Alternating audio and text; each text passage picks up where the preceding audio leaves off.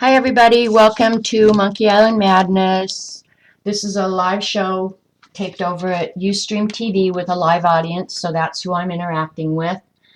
I don't edit these, so whatever happens is what you get to see, and that's that.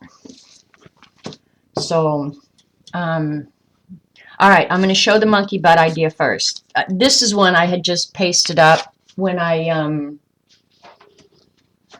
decided, oh, hang on, I'm reaching for a clean piece of paper to put it behind. Just doing something with the monkey butt on the 3-color blind challenge that Eileen had done. But I was going to move it down and, do some other stuff with it. But I like the monkey butt monkey. I really do. I love her. And I'm going to use her. I definitely am going to use her. I'm just not sure I'm going to use it for the ATCs. So then my second idea with monkey butt was this. More like an old vintage stamp. And still use the blind, 3-color blind background. And I kind of like this because I could, do the Monkey Island post and the commemorative issue, and the name that I gave her was Monkey Butt Young, and then the denomination course 17. Just for 2017, it didn't matter to me, really. So that was one idea. But I wasn't loving it. I really wasn't loving it. And this was my first idea. A world map. Do I have that right? Yeah. A panel of world map stamps. No, Linda, it's not too late to enter. And this is hard for you guys to see. I think the colors are a lot richer and prettier looking at it, firsthand. But when I showed this one, you guys said, no, no, no, do monkey butt. But I don't know. I'm not loving it. I don't know why. Maybe because I didn't work long enough on it and I didn't get it finished enough. But I was going to put some leaves and different things around and draw designs in there. But Linda, if you want to enter, send me an email at this address. Hi, BG. Oops. It'd be good if I gave you the right address, right? Go ahead and email me. Oh, that didn't work right. Let me see if I can do it a different way.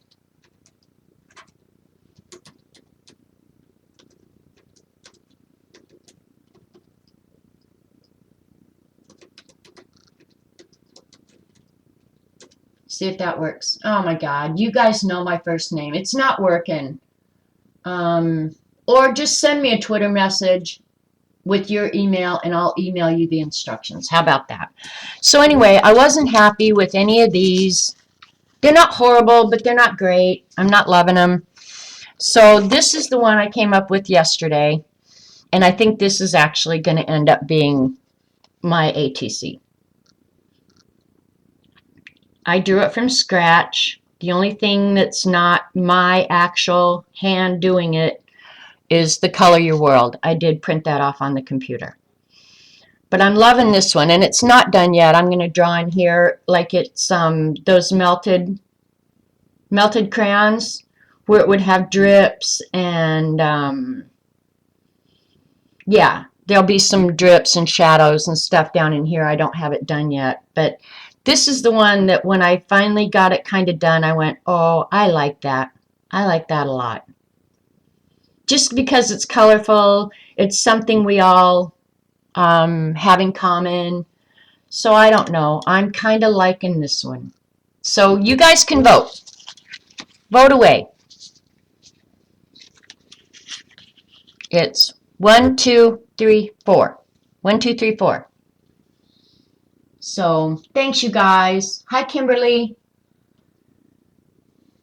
Okay, Ange likes the last one, I think. it's hard to find images to do that small. Well, okay, Eileen likes this one. Linda likes this one. 2 people like this one. CB likes them all. Ange likes this one. I'm liking this one, I think. I think it looks better. Yeah. I think if I put some glossy accents on the color, it would make them look waxy. Yeah, so 1, 3, 4. I'm getting more ones than anything, you guys. But a lot of people like number 4 too. So I do like that one. I think what I'm not liking about this one, sorry Eileen, is the background. I think the background does not work well with the overall design. We'll do that one. Geesh, why'd you ask? Well, that's the whole deal. And number 3 got a few votes. I don't know, you guys. I don't know. This is definitely the least favorite. That one's out of here. Well, Eileen, just because you're moderator doesn't mean your vote is weighted. You know that. 1, not 4. Okay.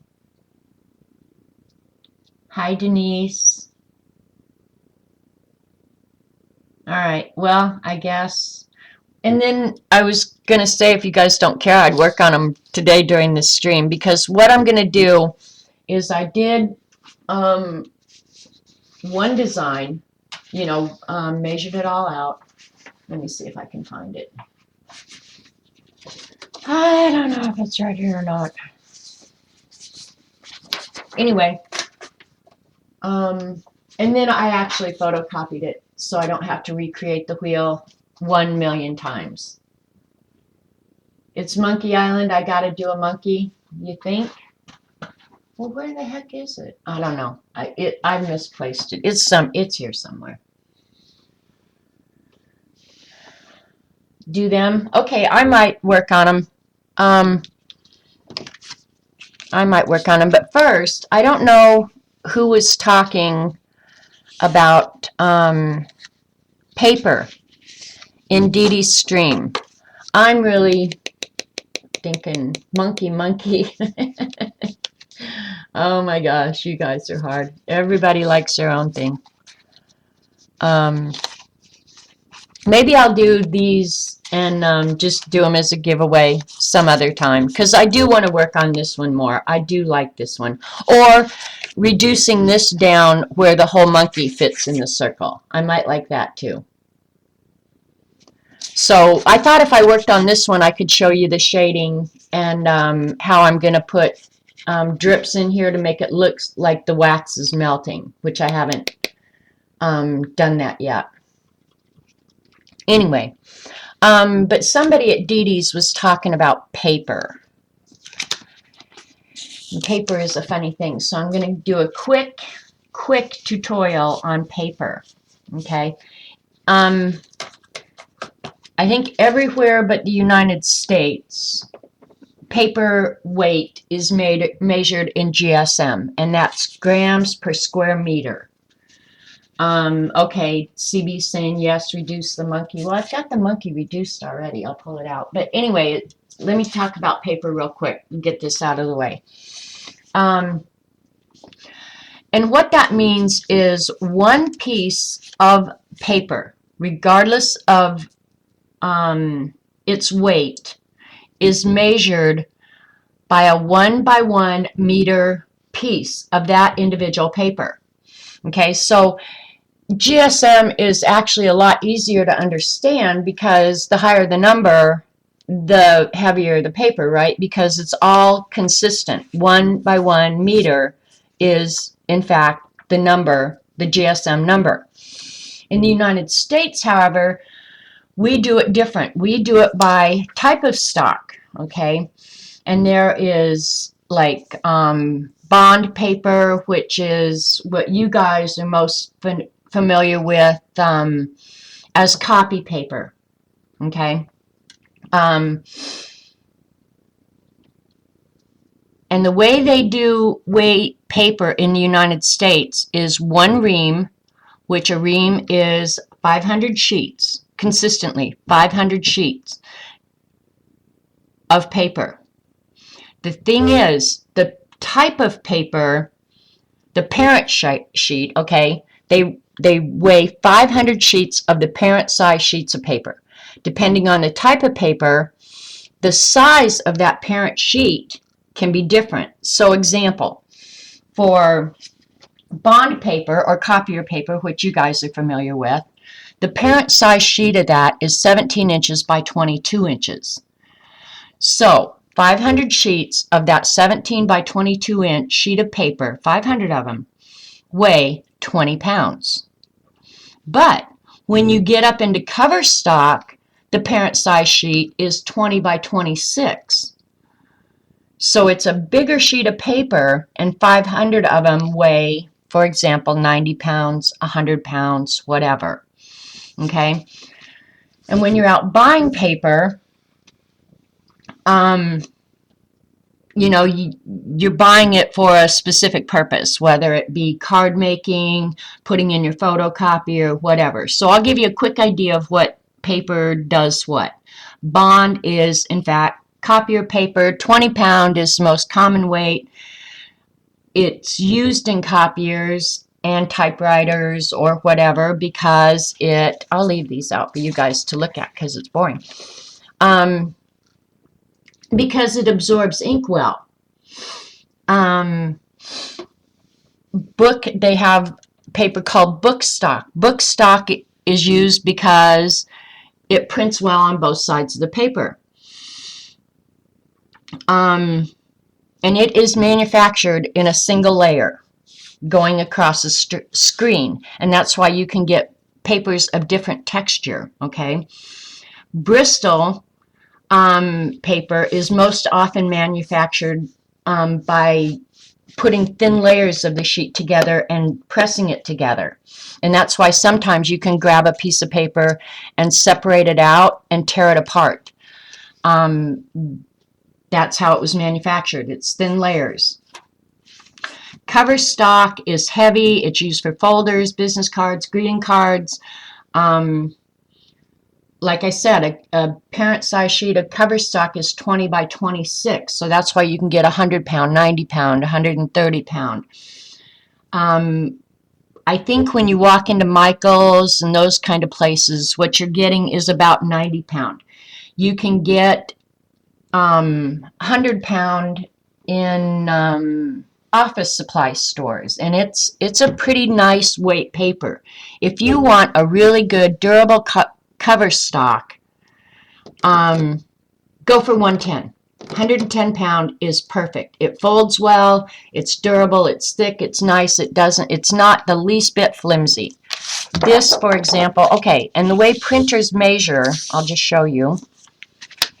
If somebody handed me a piece of paper and said, I want you to match this stock, or I want this weight of stock, there's a little meter.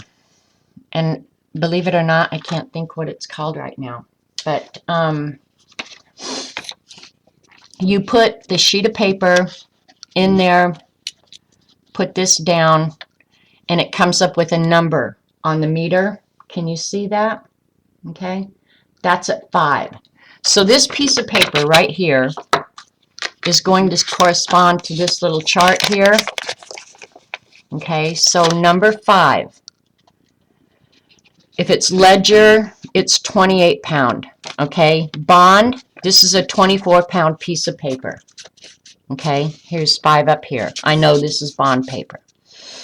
So yeah, that's how they measure it, is they measure the thickness, and it corresponds to the type of paper over here and its weight over here. So that's, and it depends on what you're going to use the paper for, what kind of paper you're going to want to buy. For our kind of stuff, you're going to want something that absorbs ink well, folds well, You know, if you're a fine artist, you want something very archival that doesn't have a lot of chemicals in it. For example, newsprint. You guys have probably noticed that newsprint, real flimsy, and in 2 days' time, it's turned yellow. It's called a thingy, of course, Shells. Yeah, 110-pound cover stock is awesome for art projects. It's the best. But anyway, newsprint has a really high chemical content in it, and that's why it turns yellow overnight. Most of these papers don't. All paper is bleached. Paper is made primarily out of wood pulp. Occasionally, if you want to spend a little bit more, you can get cotton fiber paper. Well, all paper has a little bit of fiber in it, but the content is really low. Somewhere around here. Okay, I think this is it. This is a photocopy of the ATCs. I copied this onto, and I don't know if you guys can see it or not, if the light's letting you. There you go. If you get into cotton fiber paper that has pretty good cotton fiber, it's going to have a watermark in it. And to reach you on your cellular device. Right there, you can notice there's a watermark. It says Nina backwards. All right, Brock, I'm not answering. Anyway. Yeah, so, and the higher the fiber content, the longer the paper is going to last. It's going to hold up well. It's going to maintain its bright white color. It absorbs ink well. It folds well. I mean, there's just no downside to really nice cotton fiber paper. Let me think, what else? You guys, a lot of times when you go in to buy paper, are getting index. I think what they call cardstock at Michael's, and I don't like their cardstock, frankly. I have a lot of it, and I bought it mostly because you can get it in the really nice colors, and I'll use it to cut or whatever. But if I'm going to do a piece of art, I'm going to grab, or even if I'm going to make a card, I'm going to grab 100 or 110-pound cover stock, and I stay away from index. Because it's stiff, it's inexpensive, but it does absorb ink well, and it's the kind of paper that you printers print, say, business reply cards on. Stuff that goes through the mail. It's going to hold up well enough. It's not going to hold up great. So there you go. Any other questions about paper? If you've never been around a printing press or printing at all, there's so much to think about and know about what papers are going to go through the press well without mangling, and because you don't want your press to get jammed with paper. So why can't you chat with others? I'm not sure, TNT artists. Your chat came through on my chat, TNT, so I'm not sure what's going on. Bristol is good. I like Bristol stock. I mean, for drawing, it's good. It's considered a lightweight cardstock. And you can buy Bristol in different weights, but the most common is going to be 145 GSM or about 67 pound, but you can get 90 pound. Okay, I answered what you needed to know, Barb. Good. Why is Bristol Smooth used so often by artists? Because it's because of its nice smooth surface, and it does absorb the products well. Is why Bristol is attractive to artists. Chat has been goofy today. I noticed that at Dee Dee's. It's a thicker sheet, Denise. It's Bristol is again made with plies. So if you wanted to, you could literally tear that paper apart. And they put different finishes on Bristol. You can get a real nice smooth finish, which a lot of artists love, but you can also get a Bristol that has a little bit of finish on it, tooth. Um, and for colored pencils or something like that, you definitely prefer a little bit more tooth. But I like the smooth fine too, believe me. And for this, I like the smooth. Um, so, yeah.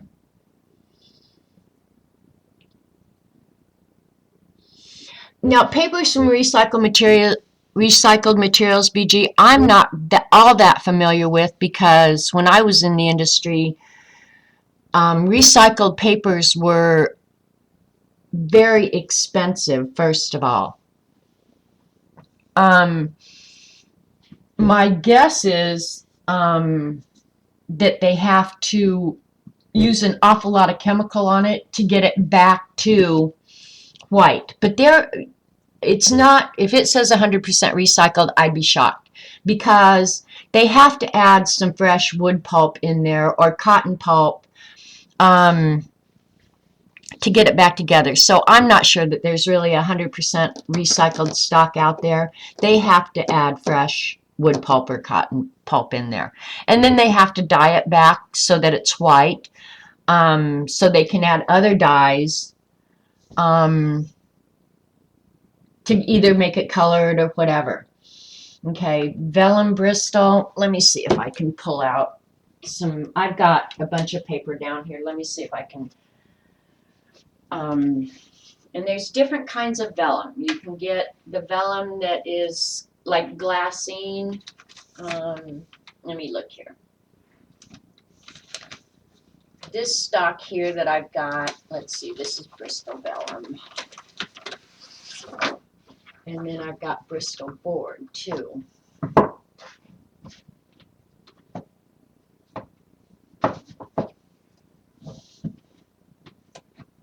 Hang on, I know it's here. I've got about, you'd think I do acrylic painting a lot. I've got a lot of acrylic paper. I don't know what that's about.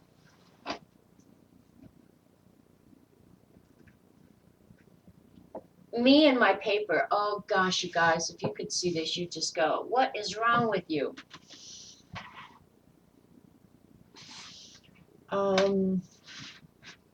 Okay, I can't find it right now, and I'm not going to look that long. But Bristol vellum has a little bit of tooth on it. This is a lightweight one. It's probably about 67 pound. But it does have nice tooth. It's not, they put the tooth on it during manufacturing when it's run through the screens or run through rollers to get it absolutely smooth or to give it a lot of tooth. That's why watercolor paper will have a lot of tooth. It's run through, when they're manufacturing it, they run it through screens and rollers to give it that up and down because they want that paper to have those properties so that, you know, watercolorists will use it and it will work like a watercolorist wants it to work.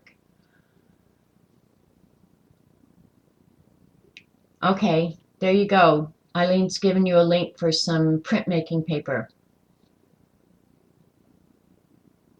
If I wanted to hand cut or machine cut intricate designs, Carol, I'm assuming you're talking about like on one of your Cricuts or something like that. If I was going to do that and then I was going to paste it on something else, I would probably choose, say, a 90 pound cardstock. I'd choose a one of the lighter weight cover stocks. You can get cover stock as low as 65 pounds. But a cover stock is going to hold together well. It's going, you know, the intricate parts are going to pop out easily. You don't want it too light, obviously. Index would work for that, except that index is not going to last for a long time. The Michael cardstock, exactly. With hand and an X-Acto blade, yeah, I'd probably do a 100-pound cover. 100-pound cover is a good all-around stock. It really is. And it cover stock just has a better finish, I think. But hand and an X-Acto blade, yeah, I'd do a 100-pound cover probably. But I like 110-pound. That's my go-to paper. 110-pound cover because it's nice and heavy. See this Bristol? I mean, they call it cover, but this is not what I would call cover stock for sure. I wouldn't put this on a cover of a book and expect it to last for very long for sure. Hi, Scooby. So there you go. Now you know about what I know about paper.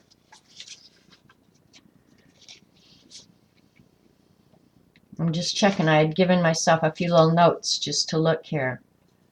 But that's why the difference in the numbers. That's what I was going to say. The difference in numbers between GSM and why American paper numbers are so crazy is because they do it by the size of the parent sheet, and the size of the parent sheet varies.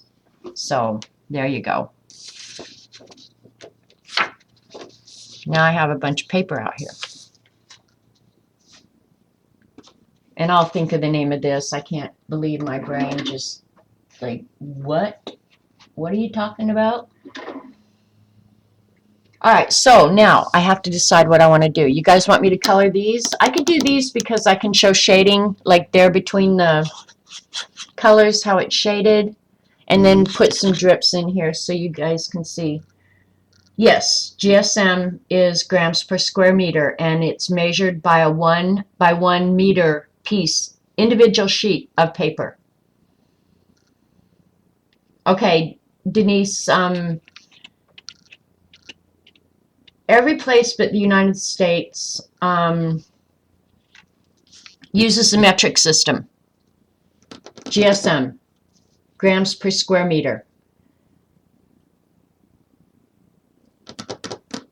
1 by 1 meter is that number.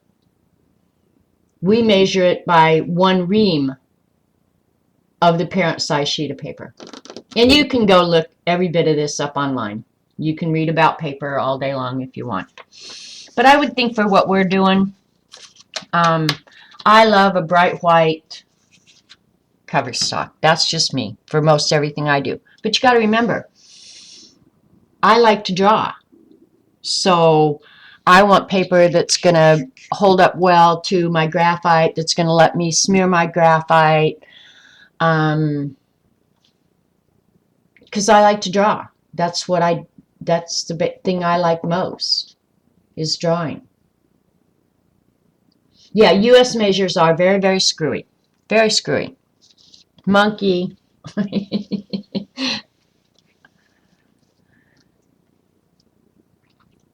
Let me see. Yumasi loves color. Your name's Anna Maria, right? I think I wrote that down last time. Hi there. I think I did.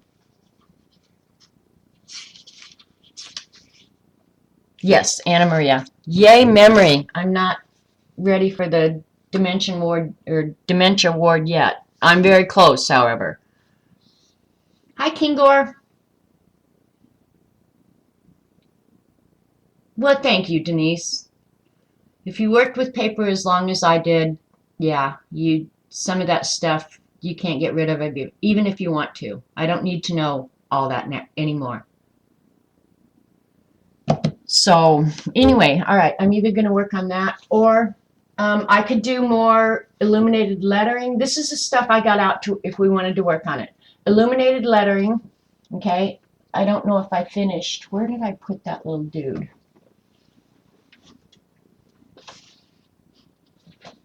Where did I put it? Knucklehead. I have stuff piled up here to show you guys. I just had that this morning. Hang on. Bear with me. I'm sorry I'm not better prepared. Mary called late this morning. So, what in the world?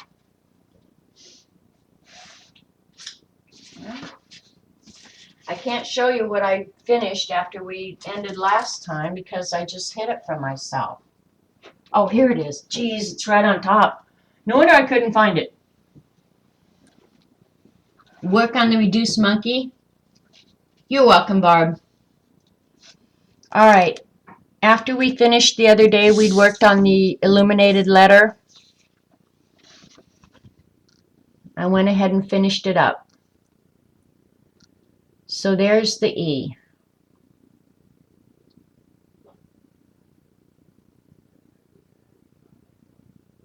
And then I started just because I was loving it so much. Then look what it says.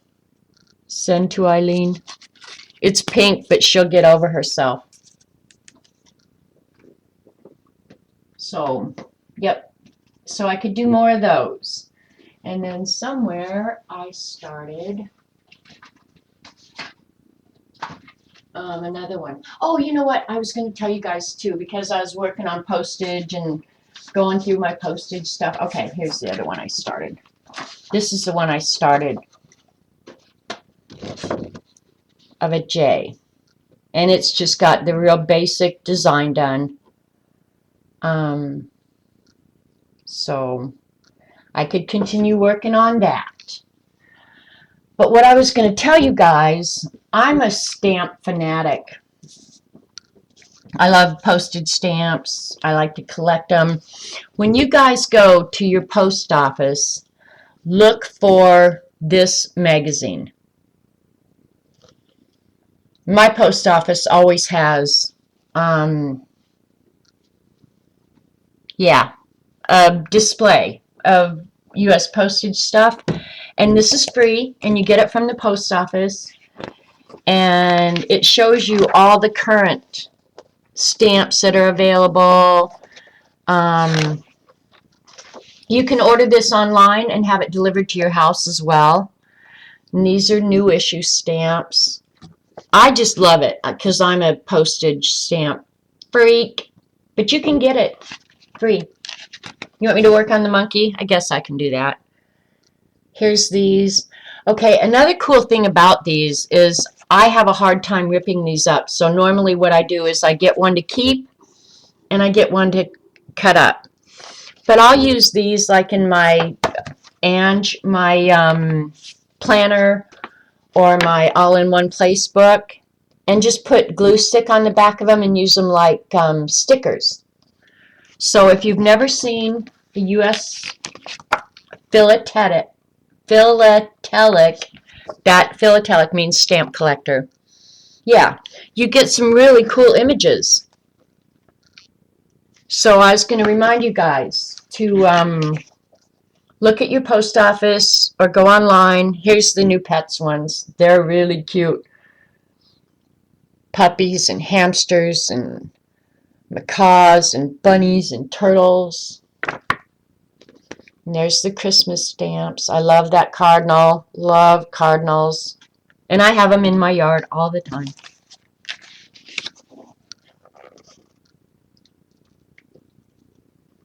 Star Trek stamps. So anyway, you guys, this is just, I don't know how often this comes out. This is 2016 third quarter, so there's probably new ones out since here. So, repeal of the Stamp Act. No, it's not monthly. It's obviously quarterly. But there's stamps in here that I've never seen. But some of them are for collectors. Like on some of these stamps, I've ordered the first date of issue stamps. And you pay extra for them. But like those classic ones, I love those. I love them. Yeah, and I do too. I find cool images and cut them out, and yeah. But if you've never seen like a first date of issue, if you want to see it, I'll pull mine out and show you. Yeah, but look at those National Park ones. Those are awesome. And these are not ever real size, so you couldn't cut them out and use them for real postage. But that'd be stealing, and you shouldn't do it anyway. So you get really cool images in here. like these. And these are all, this is the international stamp. So, yeah, deck stamps. I bought a piece of art by one of the guys who drew this and gave it to Jim for a gift once. And it had the actual piece of art and the, the actual duck stamp itself. So it was really cool. So yeah, if you go to your post office, look for that. Free, and it's got a lot of good usable junk in it. So there you go. I say that a lot. I didn't realize I said there you go a lot, but I do. You have a sticker maker. I don't. I just use glue sticks. Okay, you have a lot of those stamps. Yeah, I always tear stamps off of my Happy Mail and stuff. Okay, these guys are wanting me to work on the smaller version of the monkey. So let me...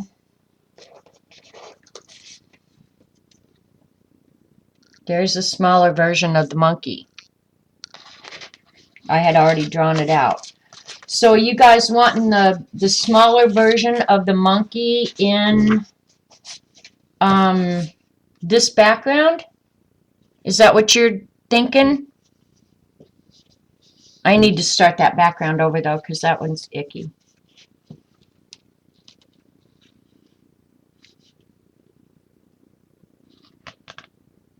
Oh yeah, Dorothy, I'm sure it's okay to use your, if it's a used stamp on artwork. Oh, absolutely. People have been doing it for 100 years, I'm sure. I know, Denise, I'm just a fountain of information. So, you want me to work on this? All right, here's the big monkey head. I'll tear it off. I need to get a removable glue stick, or one of those kids ones, because I use the really good Extreme. Boy, getting stuff off is hard. Oh, you work in a billing office. Oh, you guys want to hear a story? When I worked at Ross Martin in Denver, I think I can say that I think I've said it before actually, one of my clients there was the Denver Post. And they were a client of mine. Oh, that's too big. But anyway, they had a contest where you had to buy the newspaper, cut out this coupon thing, fill in your name, your address. I don't know. It was a lot of private information for these drawings that the Denver Post was going to have. Well, I did their forms program and I did their records program. Well, these knuckleheads, when they did this contest, didn't realize the sensitive material that they were asking for, and they were thinking when the contest was over, they were gonna just throw these things in the trash. But it had a bunch of sensitive information on it. So they couldn't very well do that, so I had to go pick up all these entries, and there was literally an entire office loaded, floor to ceiling, nothing but boxes. I don't know, let's just say that there was 10 boxes high. There was 1,000 boxes easily of these entries, all of them in envelopes with postage on it, and inside were their entry blanks with all their personal information on it. And so I came up with a price, and they had to pay me to destroy all these entries. Well, when we got them over to the warehouse and started destroying them, we had to shred them to make sure that sensitive information didn't get out. One of the guys came in and said, "Did you notice that none of this postage has been canceled?" It's like, are you kidding me? So I started pulling the postage off. I still have a lot of that postage to this day. And it took us literally weeks and weeks and weeks of doing this to get rid of all those entry blanks. But I got tons and tons of postage off those. So is this what you guys are thinking? You want me to put the little monkey in there, or do you want me to start from scratch on a whole brand new design? Yeah, the post office was, because they were getting such huge volumes, they weren't canceling the postage. So you want me to try that? Is that what you guys are wanting? Or you want me to start from scratch? You guys tell me what you want. I could start a whole new background, a whole new ATC. But that's what the little monkey would look like in there. But I'm not going to put it on the blind. I don't like that blind background. I really don't. I'd rather color in the background. Probably on this one, I would maybe do the whole circle behind the monkey black. And then do ornate designs around the monkey. So you guys got to tell me. Do you guys care if I go get a cup of coffee? I kind of got back late from Mary's. Do the other ATC. You mean this one? This one would be fun. I like this one. That one or something similar. New design, please. Okay, well then this is out of here. But you want the little monkey. You can look at the monkey face. See, this one was more like a, to me, like a vintage stamp. And plus, I wanted it to be different from anything you guys came up with. Because you guys, I'm getting coffee. You guys will probably do more mixed media type stuff.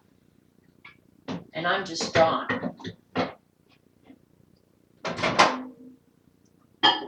But anyway, sorry for the delay, you guys.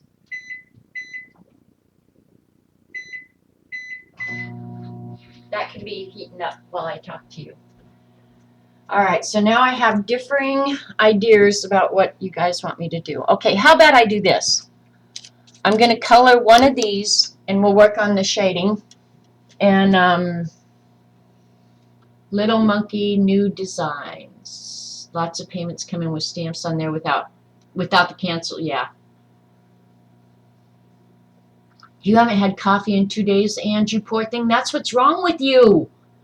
Geez, no wonder you're sick, you crazy nut. You gotta go get coffee. Or is that what's making your stomach sick? That might be what makes your stomach sick. Okay, these I copied onto cotton fiber paper. You guys, I'm gonna color one of these, and then I'll start working on a new design with the little monkey butt guy. Okay? Okay. What should the little monkey be doing? Oh, I need to cut this with an X-Acto because the spacing is exact.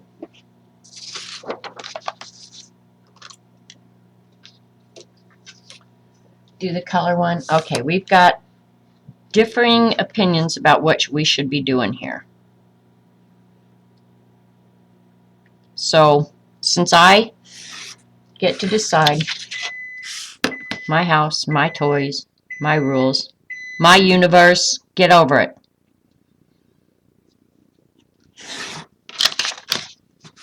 I'm a nice hostess, eh?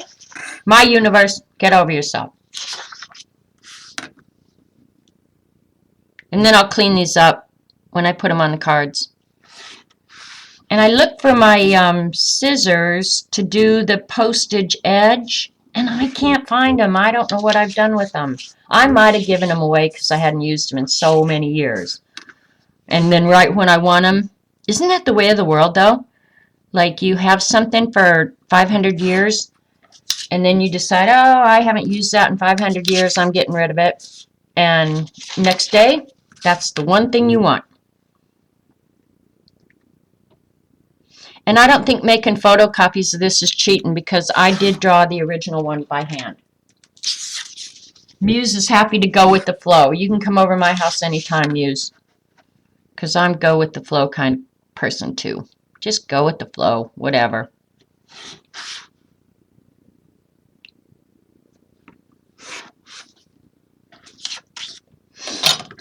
This one I've got a little bit of an extra edge on, so. And then I'll mount these on cardstock and put my information on the back. And I sent out a second email to you guys telling you to be sure and put your name, and any other information you think the recipient might want on the back. For example, materials used. If you want to put your email, your Twitter name, your blog, whatever you want to put on it.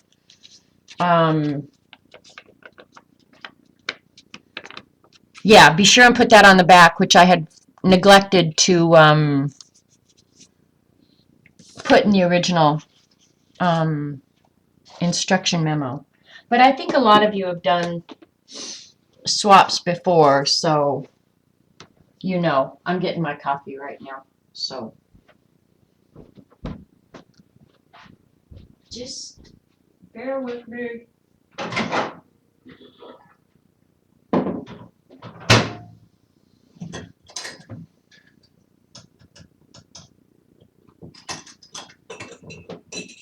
Ouch. Cup's hot.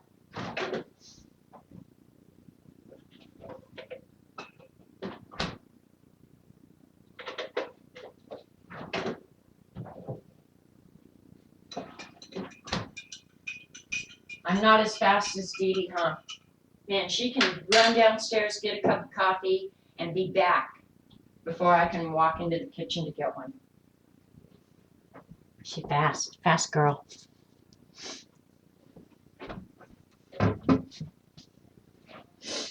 Okay. And here's, Laura, you're going to freak when you see. Here's my colored pencils that I'm using on the color.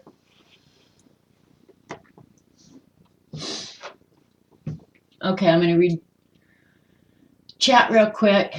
Muse is going to jump on her broomstick and bring cake. Oh my God, I love you, Muse.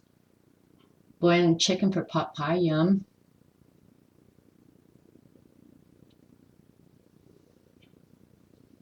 You're making it from scratch because you are crazy. I don't very often make pot pies. I don't know why. Anyway, I have them separated out by the colors of the crayon and then their shading colors. So, but look at my little pencil, Laura. How would that look in your pencil case? It wouldn't look very good, would it? Why? Why would I do that? Well, hello, these bad boys are not cheap. They're not free. You got to use them up. So yeah, and mine obviously get used because they're every length imaginable. So there. All right, so I'll start with one. All right, I'm going to start with the shading first. So when you look at this right now, it looks real flat, right? But I want it to look like they're humped, and I could have done that with the lines, I just didn't. But anyway, when I add shadow, see how they start taking on some roundness? And these I haven't finished yet, but just to give you an idea. They're not all the same length. Remove the nastiness from the screen. See, I dig my pencils when they get this small. I just put them in a pencil holder, or like this one, there's a couple of them I think on here, where I glue them to the other pencil. Just glue them on there and go on. Who cares?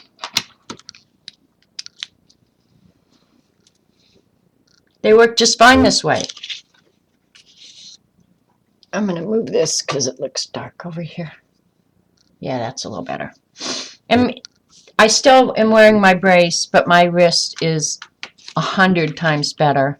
I can at least lift a coffee pot now. They are well-loved pencils, Ange, but you got to remember, I started using Prismacolor when I was in college. Okay? I was in college. Oh, you guys. I was in college before a lot of you were born. How about that? How about I just say that? But I bought my first set, and I was so poor. I mean, I was so poor, I couldn't eat. But I bought my first set of Prismacolor when I was in college. So that was probably 1976 or 77. Okay, I'm doing the shading first on the yellow. Real light, because, you know, if you put it on too dark first, it's hard to get off. If you want it darker, it's easy to go put more on. But it's real hard to take off, so. And right there where the black line ends, the black line doesn't hurt because that helps with the shadow. That's where the label stops.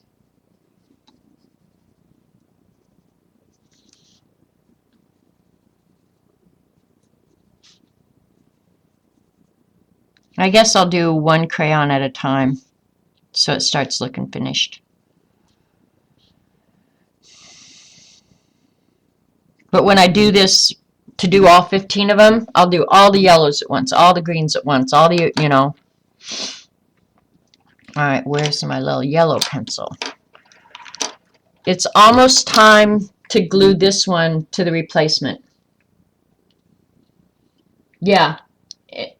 And said, oh my God, I wasn't even born yet. See, I knew that. I was in college and you weren't born yet. So that's how long these pencils have been a part of my life.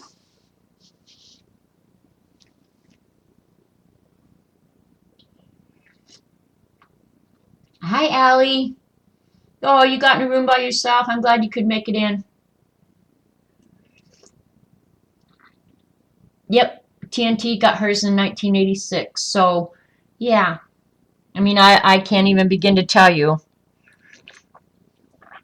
how many of this yellow I probably have gone through in all those 1,000 years. And when I say that, oh my God, it sounds old to me too. It really does. Because it is. I mean, for real. And I'm coloring real light on the paper, on the label of the crayon, because if you notice, it is the color of the crayon, but just a lighter version. So,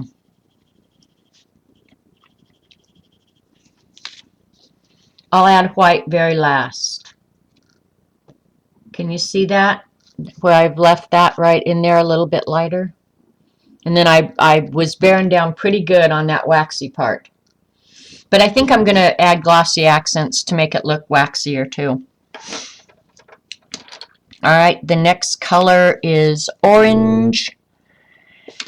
And I'm using, I'll tell you the colors. I'm sorry I didn't do that. For the yellow, for the shading, I'm using Spanish orange. And this one doesn't have its color on it anymore, but I know it's 916. And I'm not sure what the name of it is. I think it's Canary. I think it's Canary. 916 Canary Yellow. This is number 1003 Spanish Orange. Okay. And I might go back in to that yellow and use a little bit of the 918 just orange color. And I need to get a good sharpener out. And add some more depth to the shading.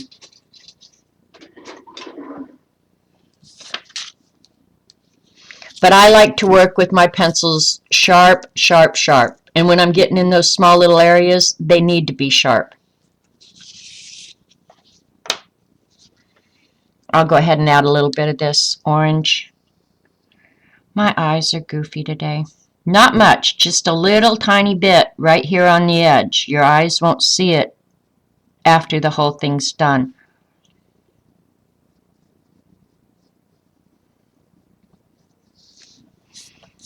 And then some of you like burnishing, some don't, but you could burnish that in and blend it better together. Okay, I'll lift it up so you can see. Can you see that little bit of orange there on the edge? Your eye won't see that when we're all done. TNT artist just graduated high school. Well, congratulations, and I'm old enough to be your great-grandmother. So, yeah, I'm glad you're here. God, you guys are making me feel ancient. And as a rule, I go through life feeling like that 20-year-old kid that I was at one time. For real. For the shading for the orange, I'm using Carmine Red. And there's a lot of different colors you can use. I just grabbed them because on this, it so didn't matter. And I'm doing just a little tiny bit. You could use the mineral orange, the pumpkin orange. There's a ton of oranges you could use for the shading on the orange color.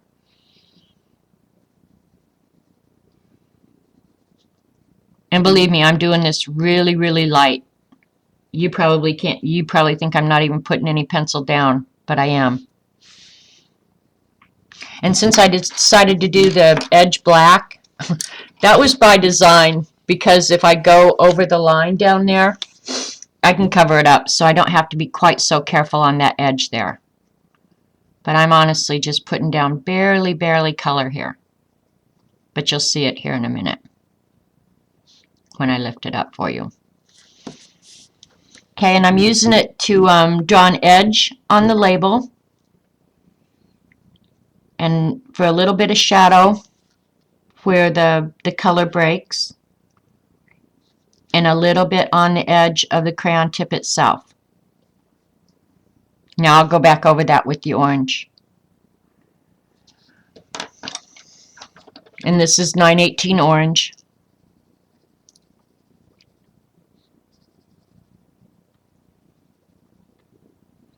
And you don't really see the lines there, but they're there.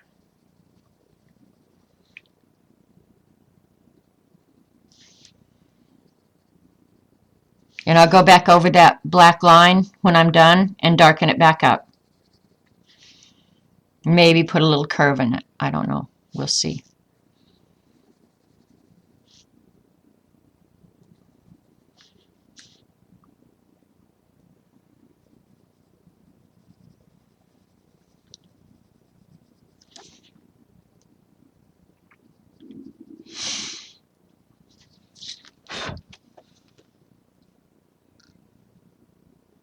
The color crayons are coming to life. Oh, I'm sorry, Eileen. Am I ignoring you? Powder, not power. What? Oh, that powder blender thing that LaCree was using? Man, oh, do I want to try that, Eileen? Oh, I went out looking, but I thought, no, I can't do any more. You gotta stop. But yeah, if you guys don't watch, her name is LaCree, LACHRI, Fine Arts. She was doing a canvas the other night with polychromos on what was it, Eileen? Explain it in chat. It was like sandpaper cards or paper that she was using, and she was going over lightly with the pigment, and then would go back in with a powder blender, and I know nothing about it. You buy it as a kit. And boy, I so want to try that. I so want to try it, Eileen. If you'll spring for the cash, I'll do it too. Allie, I think that's a great deal for those Prismas, a 12-color set for $14.99. The only thing I would say to you, if it's the only thing you can afford, then definitely buy them.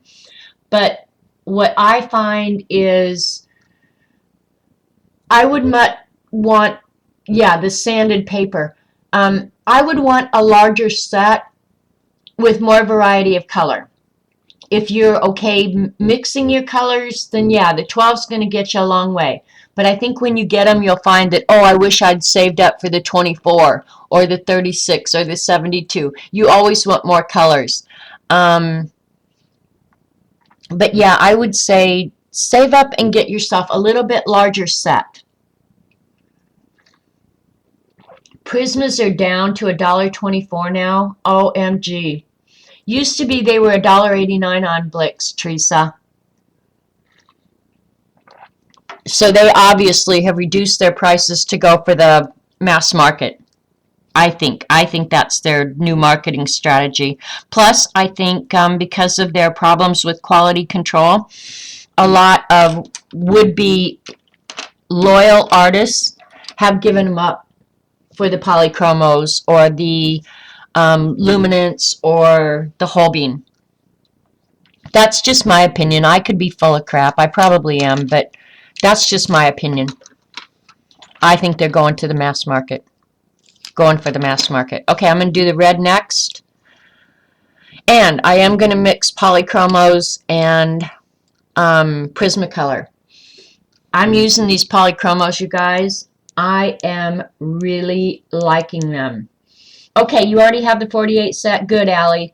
And if you just need replacement pencils, then yeah, buy the 12 set, because you get a lot of the really good basic colors there. Hi, Carol Renee.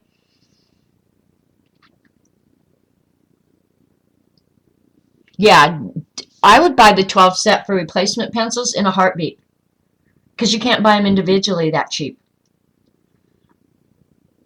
If you need replacement pencils, Allie, buy them. Anyway, the shaded color on this is a polychromo. Let's see.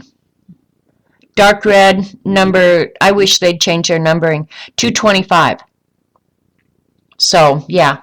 But if all you have is Prismas, let me yank them out real quick and I'll tell you what I would use. I would maybe use like the cranberry or, and I'm not going to get the actual pencil out. I'll get my color chart.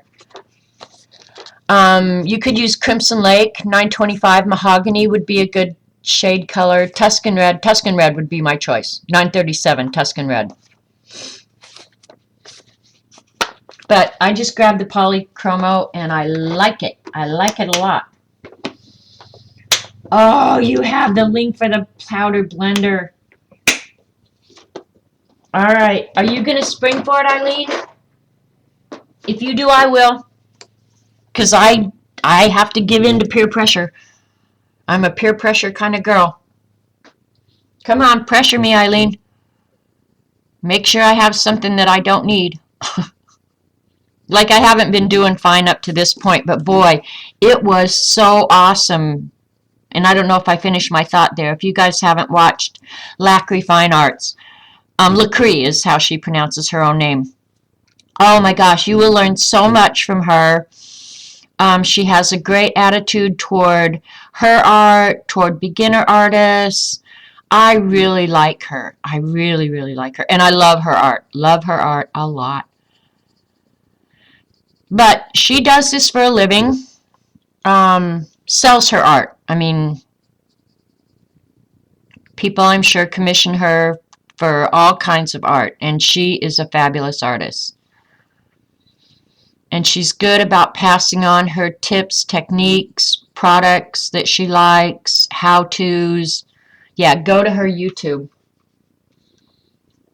She truly is amazing. She's a great artist. And I've never heard, Eileen, maybe you know. Did she go to art school or is she completely self-taught? I'm completely self-taught. I took some art classes, but me and art teachers didn't get along because as soon as they took the pencil out of my hand, they made me mad. Don't show me, tell me, let me try. Yeah, I did have an art teacher do that once. Take the pencil out of my hand and draw on my paper. That made me really mad. So that's why I didn't get far in art. I would have loved to go to art, but yeah, that was a whole nother story. So there's my shading quickly. Yes, Carol Renee, I am actually working on an actual ATC for the swap. And I might change my mind on that as well. I've changed it 6 times already. The red color that I'm using is 923 Scarlet Lake. The kit's in your cart. I can't go there right now, Eileen, but I do want to go look at it and see how much money I'm going to have to part with, whether I need to take out a second mortgage or what all is entailed there. So would you tweet me that link, please? Please, please. I will be forever in your debt. Doesn't mean I do anything special or nothing. I'll just be in your debt.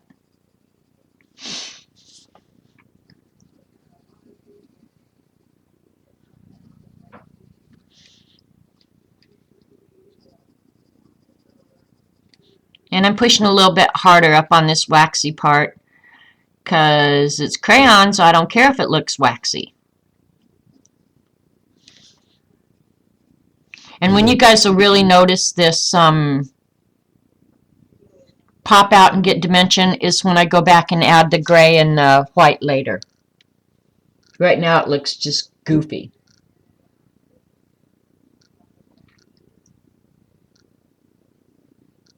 Oh, good. Thanks, Carol Renee. I'm glad you like them. The 150 set are 186 today.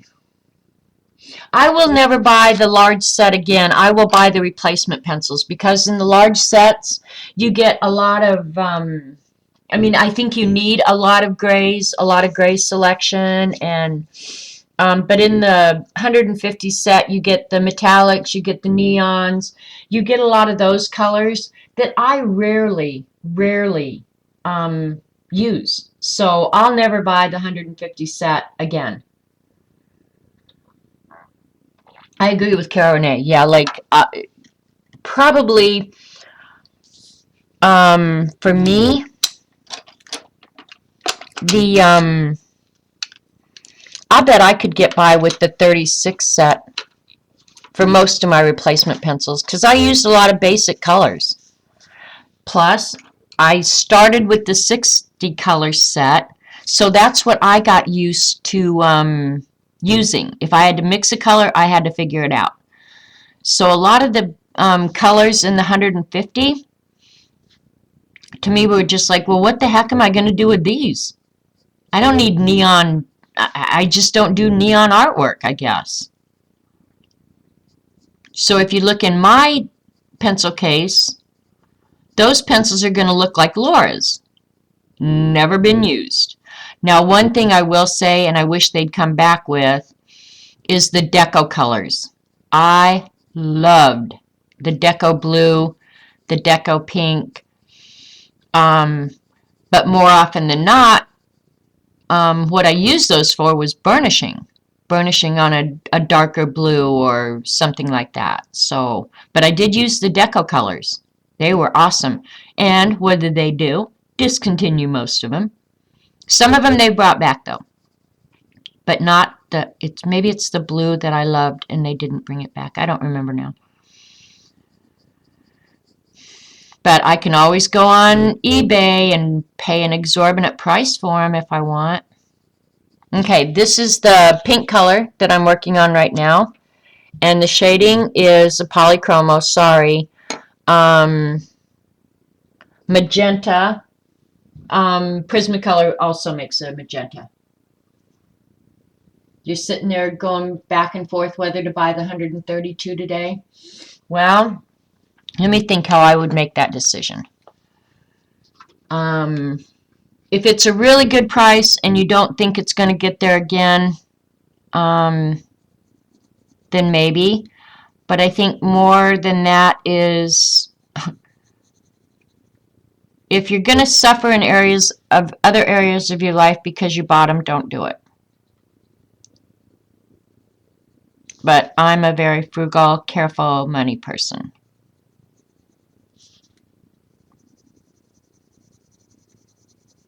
Like, you have to have groceries before you can have art supplies. I know that seems crazy to think that way, but that's the way I think.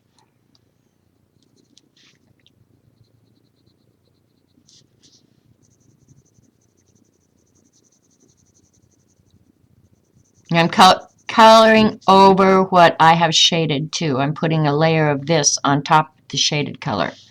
Dee Dee's going, God, that's going to take you a million years. Well, I'm not hurrying. Because Dee Dee is fast, man. That girl is prolific. Purple next. I'll lift it up so you can see. And I'm coloring on cotton fiber paper, so there's a lot of white showing through because there's a lot of ridges and valleys in the paper. You have the deco colors you ordered from Dick Blick? Yeah, they have some of them back, Laura. They just don't have all of the ones that they originally came out with. Yeah, they brought them back. I guess there was the customers went crazy and wanted some of them back. So they brought some of them back, but they didn't bring all of them back. I'd have to get out my sheet was just here. What'd I do with it? Hang on, I'll get it out and show you which ones they didn't bring back. And I've lived without them, so who cares? I'm just being a big crybaby.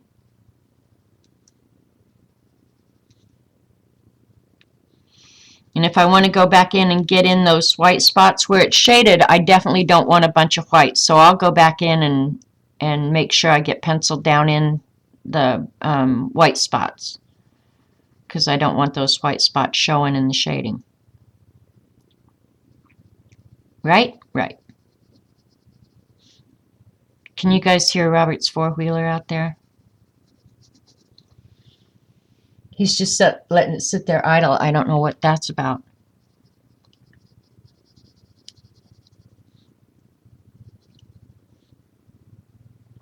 There he goes.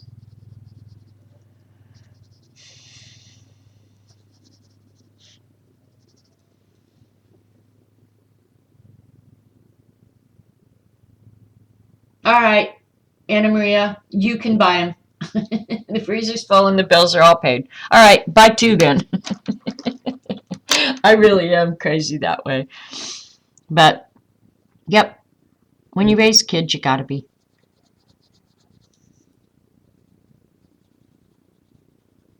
Now that the kids are gone, it truly is all about me.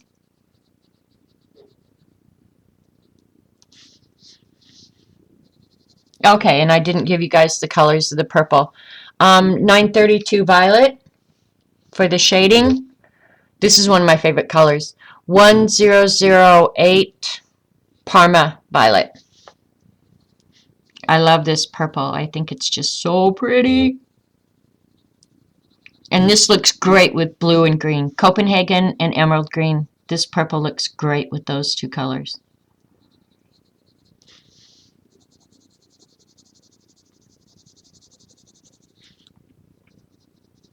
See, and I like coloring on this cotton fiber paper because if I want the white showing through, I can let it show through there on the papers, but up on the tip I can crush in and get real good solid coverage.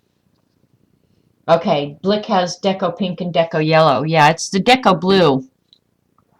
And they had, I'm going to pull it out here and tell you. I thought I left that goofball thing out. Maybe I didn't.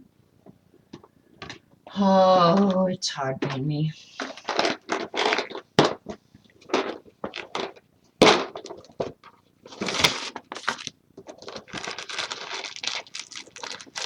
Here you go, Laura. Have a heart attack. There you go. These are left over from before I started gluing them all together. Because it's crazy to have a bunch of nibs.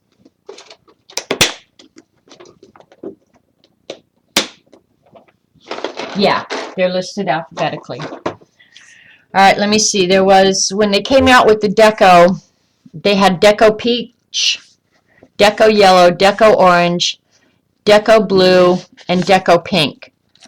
And I know I think it's the Deco Blue that I had to go on eBay.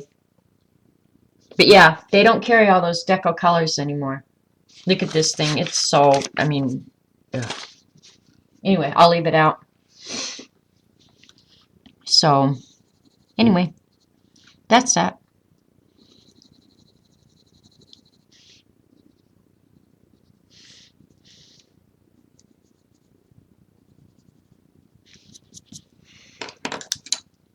All right, next is the blue. Blue was hard because there was so many options for blue. Do I go dark blue? Do I go medium blue? I ended up going just kind of regular blue. No blue or orange now, yeah. But I love the deco colors. All right, it took forever to order that kit, but you get a 6-month membership to their site, whatever that means. Show us how they're glued together, pretty please. Oh, okay, the pencils. All right, let me grab one. The one that I have out right now, I broke last night, so I don't want to show you. I've got a bunch of them, though. All right, here's, I think this is a deco. Yeah, this is one of the deco colors, so I'll grab it.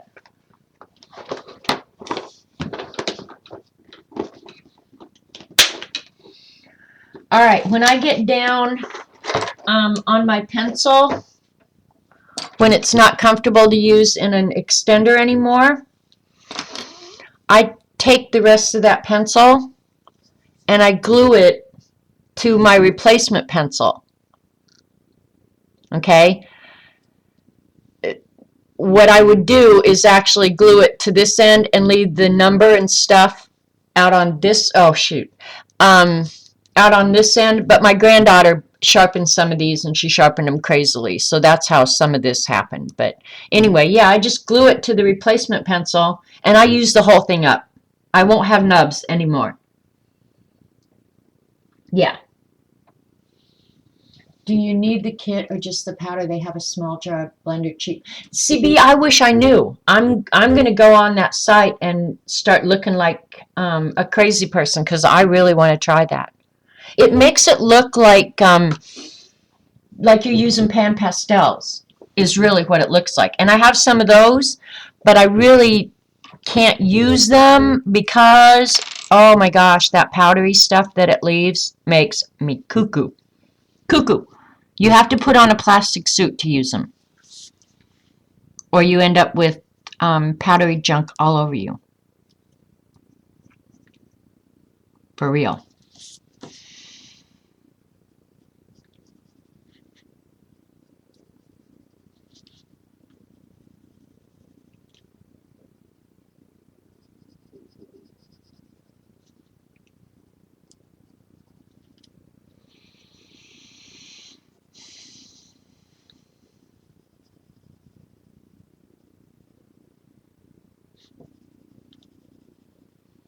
Leave it to Eileen to find that stuff. Go around spending my money. I did put in a pretty big Amazon order the other day. Should be here, I think, tomorrow. Just replacement stuff, guys. Nothing real fun. I did buy a different kind of paper that I wanted to try. You purchased the 72 and the Bennett Kleins. Good girl. Oh, what kind of glue did I use on that? I'll use any kind of glue, Whippy. When I put the glue on it, I hold it for a little while, and then I might tape it with washi or something just to hold it until the glue dries. But I used Eileen's tacky glue on a lot of it, and then if you put a dab of E6000, I promise you that is going to hold the pencils together. And then when I get down close, I just break off the little nub or just keep coloring with it if I've got it glued on the right end. But that was my granddaughter's fault. That one being goofed up, but that's okay. They get to come use my stuff, and if stuff happens, oh well. The thing is, you can always buy more, right? At least that's my theory. That's why I don't mind using my stuff. I used to kind of treasure stuff, but now I don't. I just, after my basement flooded and I lost everything, I don't treasure anything anymore. Everything is fair game for use. There's no such thing as dress up anything. It's all fair game. I use it all. And you should too. You're very special today, and today is a good day to use your dress up stuff. At least that's my theory.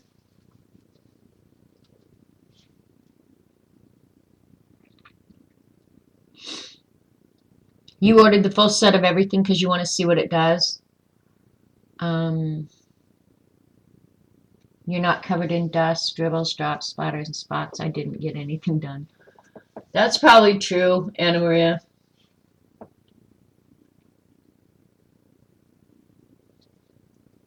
Huh. So anyway, I was just catching up on chat, seeing what these crazy ladies are yakking about now. Okay, Eileen, I'm going to order that too, and we're going to test it out. See, I think if I buy that, all of a sudden my artwork is going to be as good as Lacree. Isn't that the way it works? You buy the products they recommend, and all of a sudden you can draw like them, color like them, produce art like them. That's my thinking. It looked really fun, though. I mean, her blending was amazing.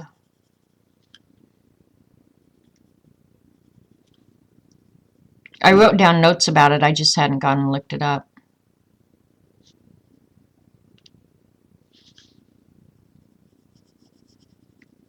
Maybe when I get that, I'll do a big sheet of something that I want to draw. You know, I like drawing toys. I like drawing teddy bears.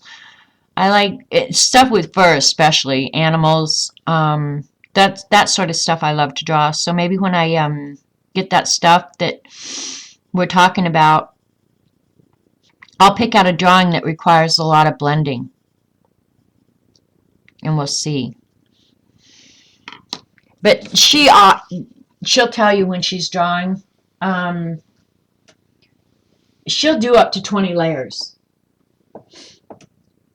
Best way to ship the ATCs, the way most people do it, Anita, is in a legal-sized envelope with stacks of like 5, 3 across. I guess I could get that out and show you guys. I'll show you how to do it. It comes out a little bit thick, and you got to put extra postage on it, but it's nice and compact. It is not too late to get in the swap. I don't know if you follow me on Twitter, but I'll try and put my address in again.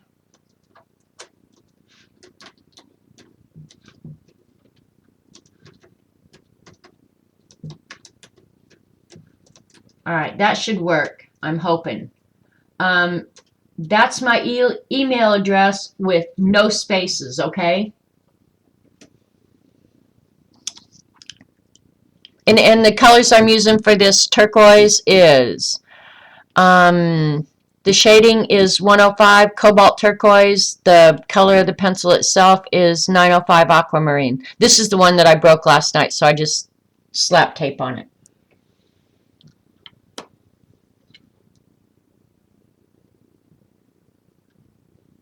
So yeah, send me an email and get yourself in the swap. And then I will send you 2 emails with the instructions. And it's 2 because I forgot to put certain information in the first one because I'm a dope.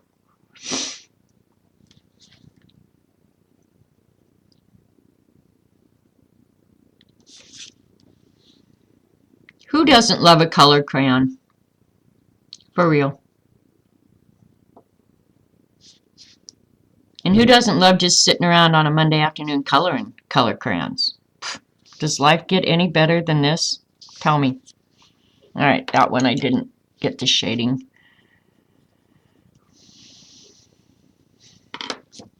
High enough up. Light layers. I may go back over these again too, depending on what happens when I put the white on them. But I want the label to look like the label on the crayon.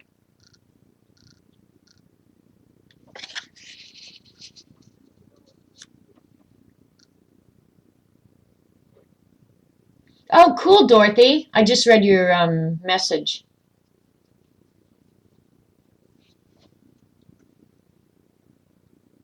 How many forever stamps to mail it to you? Well, BG, it depends on,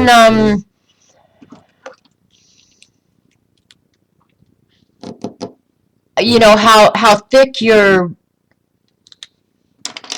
cards are. Like I got some the other day that are, they were real thick. So she used like 4 or 5 stamps. When mine go out, if they're like this and they're just essentially cardstock, 2 or 3. But what I would do is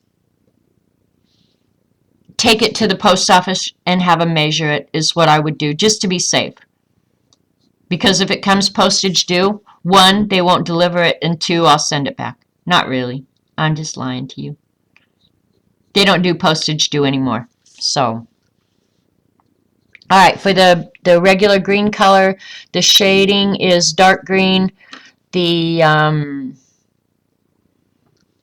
polychromo, now this is an old polychromo, not one of my new set. This is one I already had, is emerald green, number 165. And in Prismacolor, I'm going to say that the green that I would use, I don't like the Prismacolor greens. I will say that. They don't have a real good, maybe grass green is what I would use for the green. Yeah, but they don't have any real good, here's the grass green. But yeah, Prismacolor greens are really caca, in my opinion. But I love this emerald green of the polychromos. Love it, love it, love it. Okay, here's the pencil I've glued together. And those little white dots that I put on there, tell me how many replacement pencils I have so I don't reorder that one, at least for a while. And the reason I have replacements is because I went ahead and bought a new set here not very long ago. And I probably already had a replacement in the replacement box. I'm telling you, it's hard being me. The things I have to do.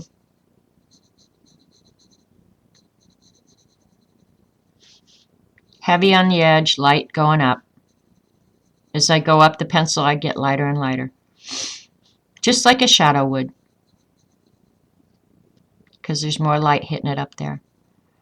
I don't remember who was asking about shadows the other day. It might have been Julie Topaz, and I was talking about, you know, just watch in nature, you know. The things closest to you are going to have the highlight. As it goes further away, it's going to be darker.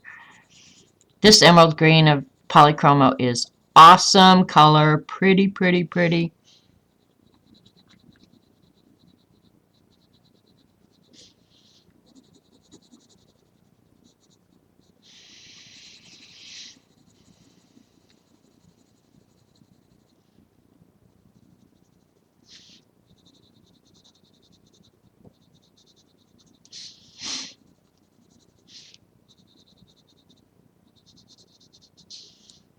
I have to wake you guys up. You just went to sleep. I need to turn that off, actually. Someday I'll remember.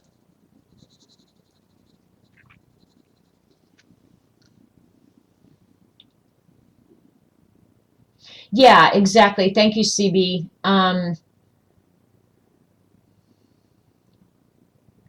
Don't forget to put your return postage on the self-addressed stamped envelope. That's what it means. Self-addressed stamped? Yeah.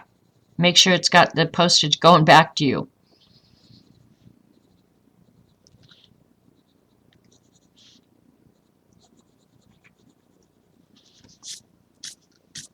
Because I don't want to have to pay for all you knuckleheads.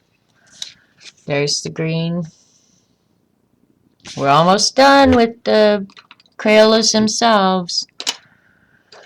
Alright, I guess for the shading on the light green, I probably used the emerald green again, because I don't have a dark one out here, so I'm assuming I use this for both. Because I love it so much.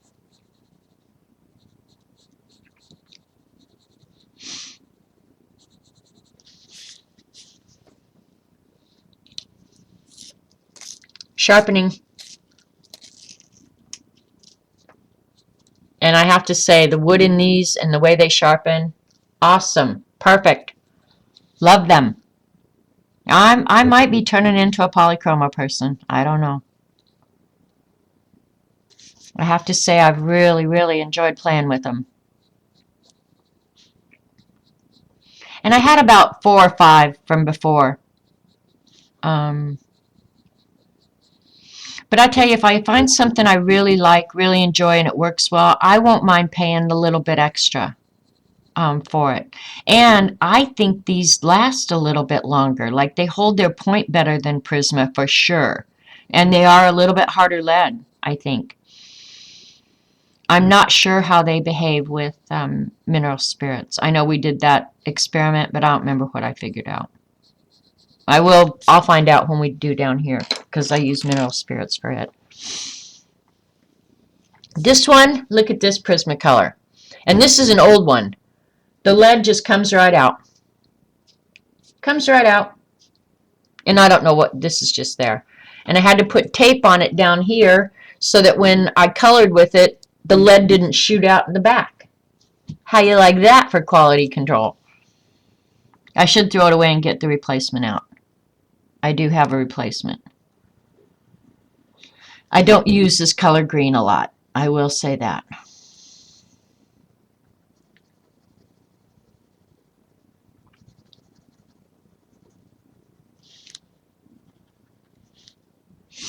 But it's real hard to get a point on this pencil because you just have to sharpen the lead.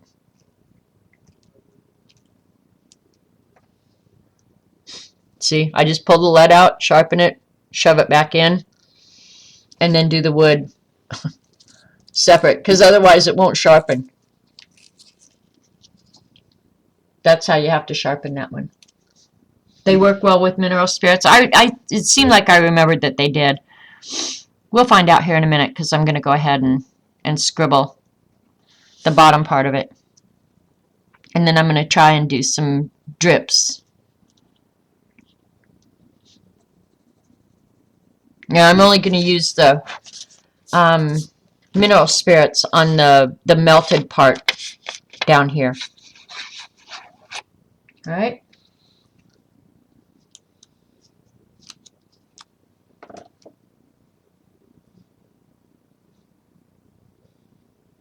All right, remember if you're talking to me to put it in caps, because I look over there and there's a lot of type. Sunset Carol says she wished she was wise enough to give you a great review. They seem great to me. But yeah, see, that's how I am, Carol. I recognize that I'm not creating great works of art here. Yeah, I'm just coloring my life away. But I do like having the nice products. I really do. That behave like they're supposed to. And don't create aggravation in my life. If it creates aggravation in my life, it will not live long. I promise you. Don't like aggravation in my life.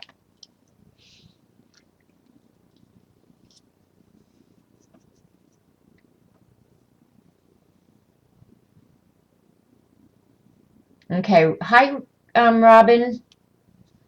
She's saying polychromos do really well with blending solutions. Think Prisma does better, but polys are so much superior in casings. I agree, Robin. Yeah, I'm kind of coming to that. I'm a little late to the party, but yeah, I think that's kind of my feeling too. Now I'm just scribbling color on, just thinking about. I'm not thinking about anything, but how the wax would melt, that it would just flow down and cover each other up. And I'm using the color of the crayon to just scribble the color on. And then the mineral spirits will help me blend them together. And some of them will hopefully look good, and some of them will look like mud. And I've got to get my brush out for this. This is getting really icky. And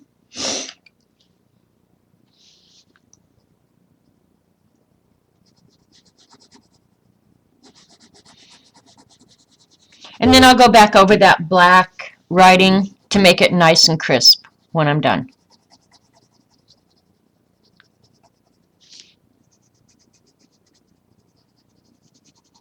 And really all I'm doing here is getting pigment down.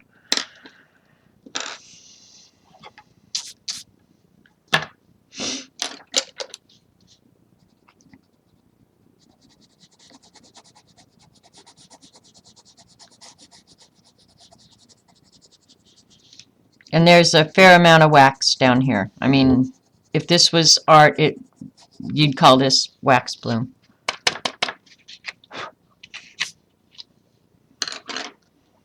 Purple.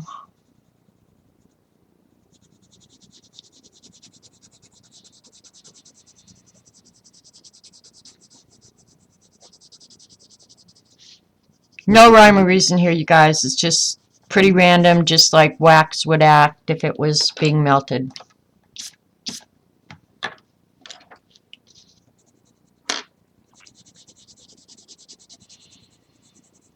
Now, the one thing I am careful about, and you'll see here in a second when because see right now it's hard to kind of see, but I'll go back in and crispen that up with a black pen.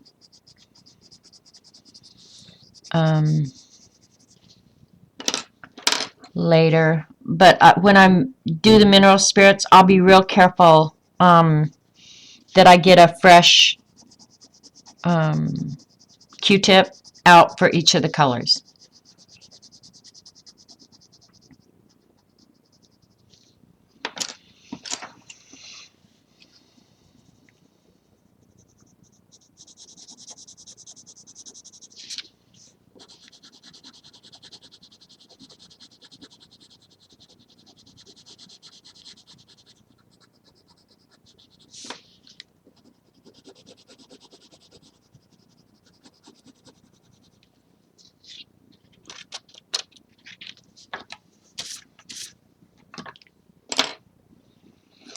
All right, we got a lot of color down here now.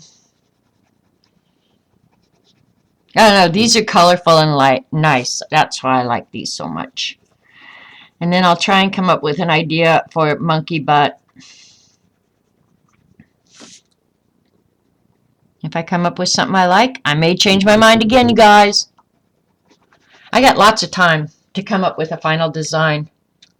So that's why, there you go. See how waxy it is, and you can kind of see the shimmer. I'm going to get rid of that right now. But I wouldn't mind if that lasted, actually, because the melted wax would actually have that kind of shimmer. Okay. Okay, now you could do this with a lot of different ways, and I may end up getting some blending stumps out if these don't work. But right now I'm just using Q-tips. But I'm careful to use, like this will be used for yellow only, even though it probably will get some of the orange on it.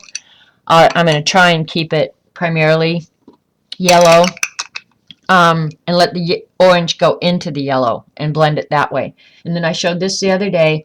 This is odorless mineral spirits with just some sponges stuck in the jar. And then I just dip my Q-tip into that, and then you don't get too much. Now I'm just going to melt the binder.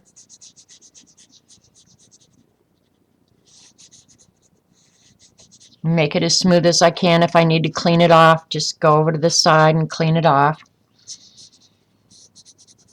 But I don't want too much of that orange and yellow.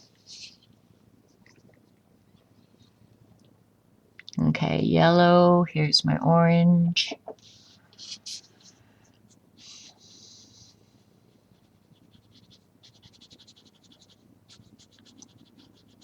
And again, with the orange, I'm trying to stay out of the red. I'd rather the red go into the orange.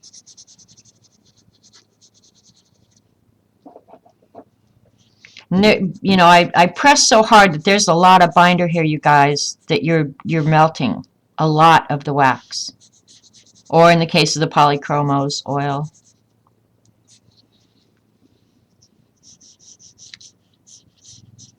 And then I just use this end to kind of pick some up if I want it to look a little different.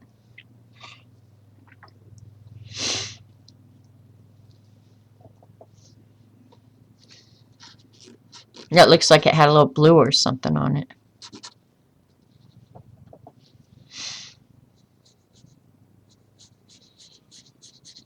Blend the darker color into the lighter color. Okay, was the red polychromo?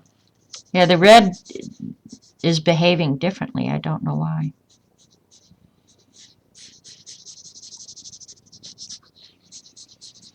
And I don't know why, but it doesn't mess with the printer ink. Because that was one of the things I thought is, oh man, that's probably going to make that printer's ink run all over the place, but it didn't, so that's cool. Kind of nice to know, actually.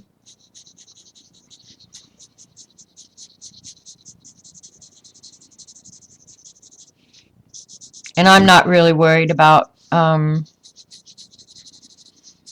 this looks other than I'm getting complete coverage and letting the darker flow in.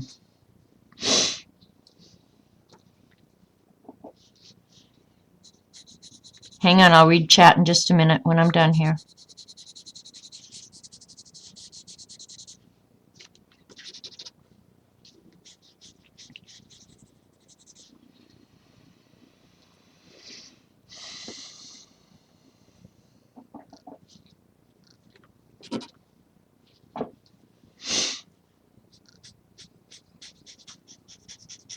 I love this color blue. God, that's pretty. Now you know why the edge had to be black, you guys. See how I smudged the edge there? Now it's got to be black, or I'd have to cut this out and put it on a different base stock.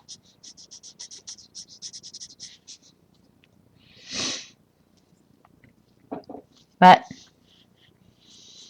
if you want it perfect,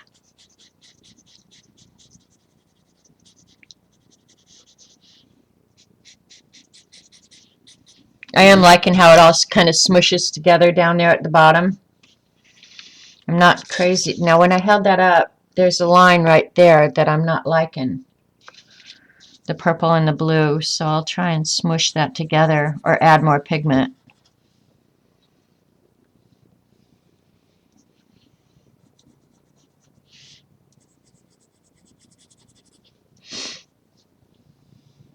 Green.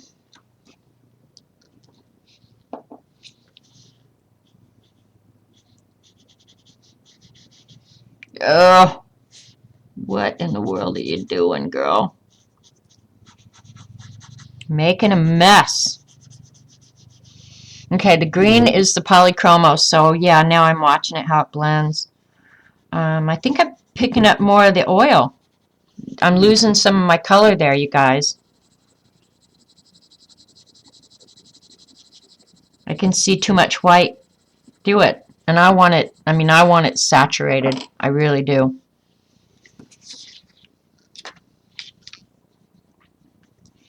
So I might be a little bit more careful with that. I don't know. I'm going to have to do more experiments with that, especially if I'm thinking that I'm really, really liking them.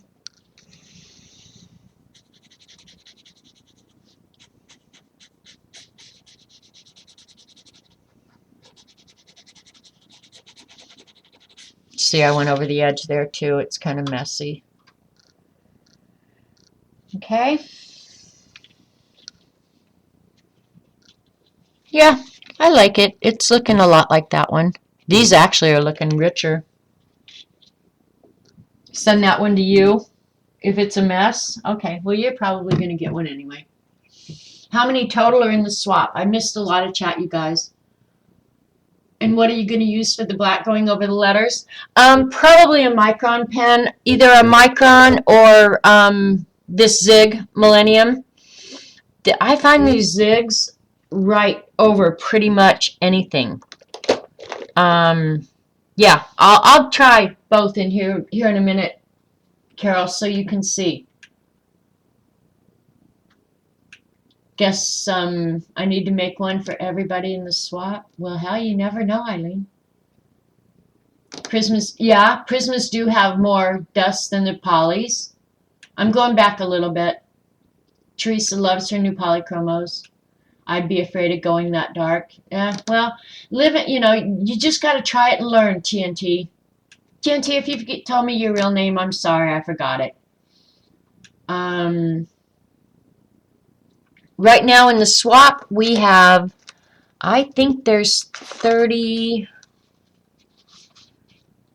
we have 39 people in the swap right now, today. So, paint thinner is, yeah, pretty much the same as mineral spirits. I'm not sure you can get it odorless. You guys, when you're using this stuff indoors, be really careful with it. One, it's flammable. If it's got odors, just be really careful. They do make artist products for this. You just pay such a premium for them. That's why I don't like them. Okay, now I'm going to do some of the touch-up. And I can't find my white Prismacolor. I maybe used it up. So I used the polychromo. But I really think I want my, I really want a Prismacolor one. So if you guys don't mind, I'm going to get my replacement pencils out and get one out. Because I like the way the Prismacolor white works. It'll only take a second. They're right here, I think. I have to move the washi tape to get them, though. Nope.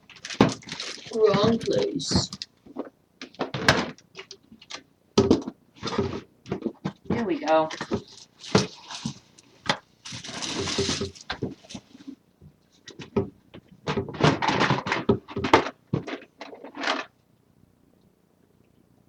Oh, I've got a white hollowed, walnut hollow too. They work good. I'm not going to show you guys my replacement pencils because you'll just make fun of me. You think I'm going to run out of white anytime soon?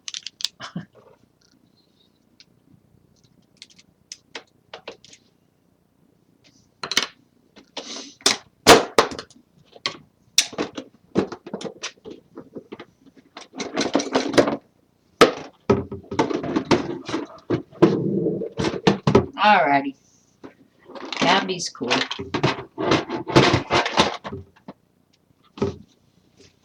I'm glad you guys are so patient and don't want it. Well, you couldn't punch me if you wanted anyway, so it doesn't matter. Alright, that's done. Everything's put away.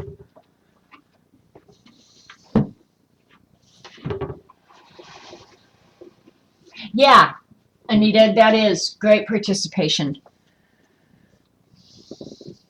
39. BG, don't even worry about it being your first time. I just bumped the camera. I'm sorry, you guys. I hope I didn't goof it up too bad. Yeah, I mean, we all had to start somewhere. At some point in all of our lives, it was our first ATC swap. And I think one thing you'll find about the women in this group, they're going to support you and encourage you, and you don't have to worry about being self-conscious around this group of women. Yeah, they're going to be so supportive of your attempt. We're not all going to be Dee Dee. I mean, that's just the truth. We're just not going to be Dee Dee. She's got 50 years experience, So, but the thing is, if you work a little bit every day at getting better, you will get better. I promise you. So, see why I like the white Prismacolor?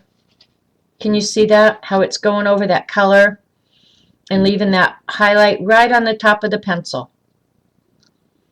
Okay, Allie, it's her first ATC swap. I'm glad you beginners have been willing to put yourself out there. I mean, I know I'm going to support you 100%, and I know all these other women will too.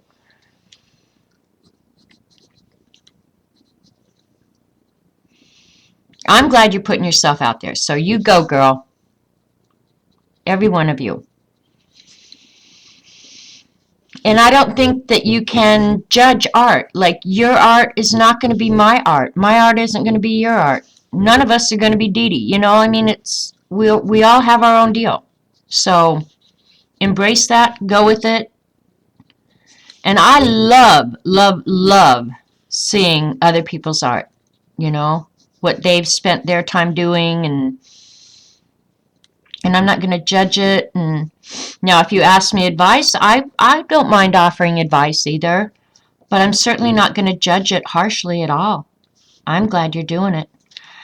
I think the happiest people are people who have a hobby, who pursue it, and don't really care what other people think. I don't care what other people think when they know I'm sitting over here coloring all day. Okay? Is that starting to take on some dimension now, you guys? Where they look like they're curved a little bit?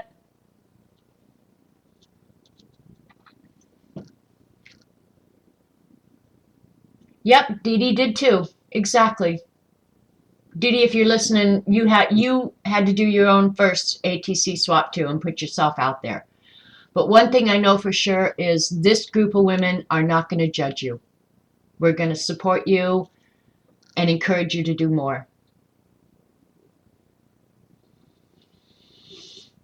Muse hasn't been in an ATC swap for donkey's years. It's a donkey year.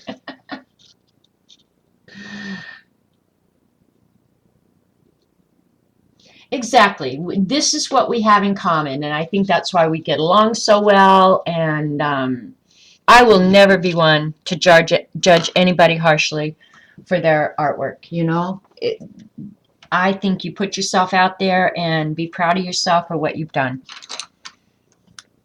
One that you've even tried, because you know, I know a lot of people. Well, Mary is one of them. I'll use her as an example. And I have a brother who's another one. As you get older and you quit working, I mean, I didn't get a lot of opportunity to do art when I had, oh, hi, Dee Dee. When I had kids at home, I didn't have the time. I couldn't, you know, like, they were hungry. They needed clean clothes. They wanted to go rock climbing. They wanted to ski. I didn't have a lot of time to do the things that maybe were important to me. I don't begrudge them that. But Mary is now, and has been for many, many years, home all the time. She can't drive anymore. Used to be her hobby was getting in that car and driving down to the store and picking out something for dinner. She can't do that anymore. She has a hard time reading. I think people who have hobbies, who pursue their hobbies, are much happier as older people. And I hope God lets me live a long, happy life, and that I have all my faculties and my ability to create art. But I promise you, I will create something, even if it's a scribble, till my dying day. I will never lose my hobby unless my abilities are completely taken away from me. It's fulfilling, it's satisfying. I think I'm a happier person because of it. Plus, I get to order bunches of stuff from Amazon. Hello? Who doesn't love that? Who could get excited about a pair of shoes coming in the mail? But a set of Prismacolor pencils or a coloring book? Hello? You have to be crazy not to look forward to that. Okay, all I'm doing now is I've taken a gray pencil and I'm going in and adding a little bit more of the dark shadow between the pencils. And this may not be the way anybody else does it. Eileen's funny. Her hobby is buying and hope to be able to do it for many more years. Mine too. No, my hobby is waiting for hunky UPS guy to come. But I tell you, Amazon has been throwing me a curve lately. They've been sending stuff, regular postal service and FedEx. You know, it's like that FedEx guy shows up and I'm going, would you go give that to the UPS guy and let him bring it over? Like, why are you here?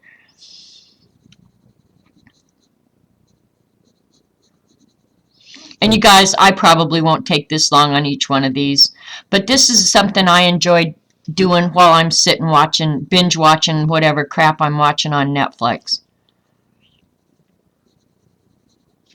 And I need something new to watch on Netflix, you guys. Now, okay, and another thing, I would do this more production line style. I mean, I'm doing one at a time. But like, I want this really, really sharp right now. I mean, really sharp. Can I get it in the camera? I'm going to go ahead and put a little bit more shadow right in here. But I mean, I'm going to put just the littlest amount there. You won't really see it. Your brain will perceive it, but you really won't see it. I'll know it's there. And that's really all that matters, right? To indicate that there's a break there in the crayon where they have that little round thing where they start sharpening it. And I don't know if you can see that, but now it makes it more distinct. You can see that there's a break there.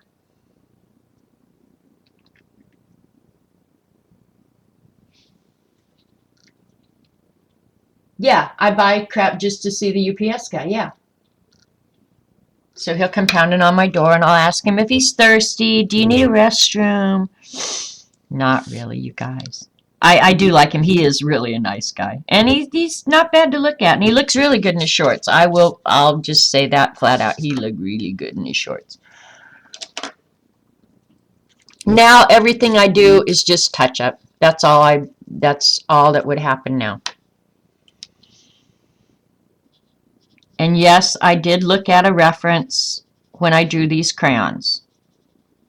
Everybody knows what a crayon looks, but I still looked at a reference. Now I'm just crisping up the edges. And I could do this with a Verithin. You know what, though? When I started messing with this design, my Crayola pencils were just sitting here for drawing. And that's normally what I use my Verithin pencils for. They're the hard lead version of Prismacolor Verithin. I just had my Crayola pencils here, and they're another hard lead. They work great for sketching. Great. So if you don't have the Verithins, but you want some hard leads just for sketching in color, I had never thought to use my Crayolas that way, but they were great for sketching. Poor Robert. Don't even poor Robert me. OMG, that boy, he has it made, and I have to remind him of that hourly. The Postal Service may ban you for harassment. I'm not that bad. Well, maybe I am. Who knows? Not that big a deal. Who cares? All right. Next thing that I would do is, Carol asked about how I will darken the words on this. I will get out a black, oh, speak of the devil.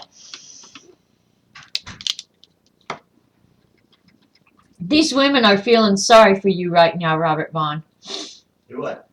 Oh, poor, I don't know. I was probably talking about the hunky UPS guy, and now they feel sorry for you.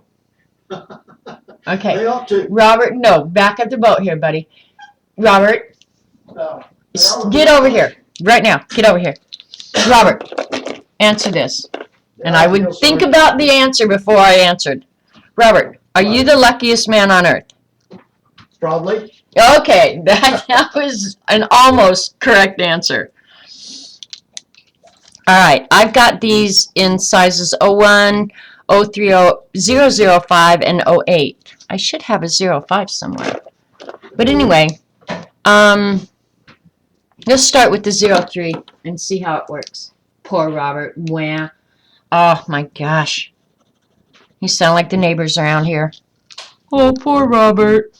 Poor Robert, my bottom.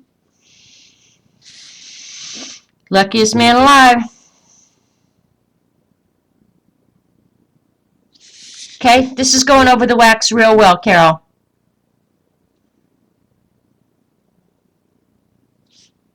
real well.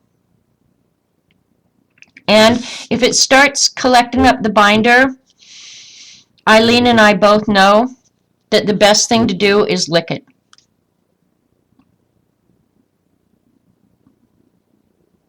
No, it just sits right on top of that wax.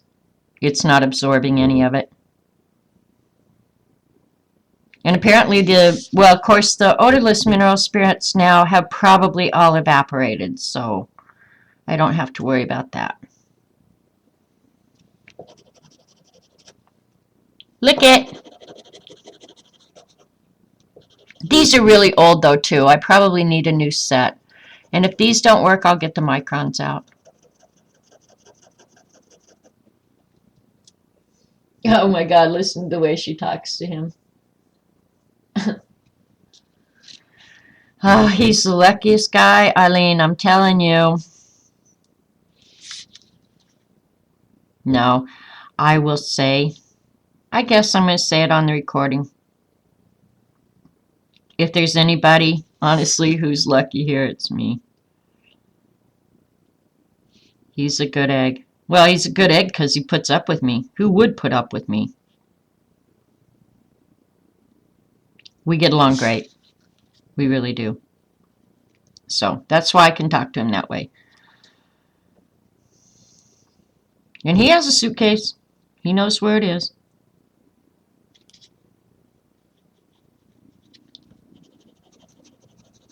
When the ink, sometimes the ink doesn't want to flow, but I think that's more because the pens are old. I really do. Then they're getting clogged up. And I don't recommend everybody lick their pens.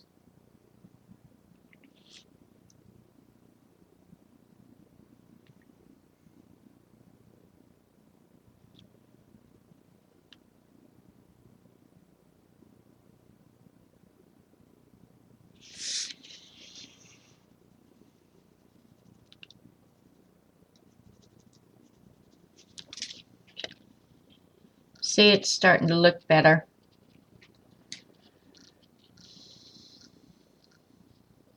No, no licking of paint or pens. Robert may be in the doghouse. No, are you kidding me? I'm just bugging him. I'm always like this. Robert and I have been together 17 years now. Well, not quite 17. We're going on 17. How about that? 17 years. I met him actually. My brother bought his business, is how I originally met Robert Vaughn. I'll someday tell you the whole story. But when my husband was sick, and we were driving down to the Scott White Institute in Temple, Texas for a second opinion, he had me captive in the car. And he told me, he said, if this doesn't go well, I want you to remarry. And I was like, shut up. We're not having this conversation. Like, stop. Enough already. And he said, no, I'm going to tell you the things I want you to know. He said, I want you to remarry. And I said, Jim, you know me. My husband's name was Jim. I said, I'm not going to leave the house and go meet people. I don't go into bars. I don't join. How am I going to meet somebody? I met him on a bus commuting to Denver from Boulder. I said, how am I going to meet anybody? I'm not an outgoing person. I said, for me to meet anybody, they'd have to come pounding at my door. And it was sometime after Jim died. My brother apparently had been talking to Robert, saying, you need to call my sister, you need to call my sister. My brother's Don. You need to call my sister, you need to call my sister. She needs to get out of the house. And, of course, I didn't know any of this. And one Friday afternoon, I was going over to my neighbor's house for happy hour. And before I left, I hear a knock at the door. And I go out and answer the door.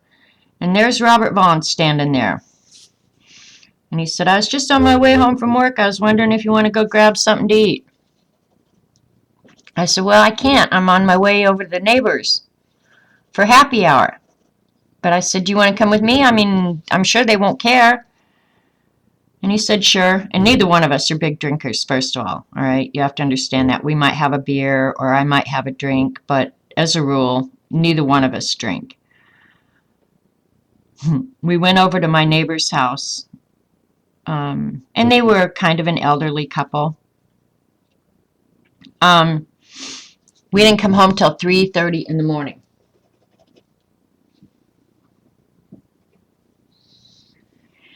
And so, yeah, we had a good time and got to know each other in a really, really, I think, friendly, comfortable environment, because it maybe wasn't comfortable for him because, of course, he didn't know my neighbors like I did. But we ended up playing pool, drinking some beers.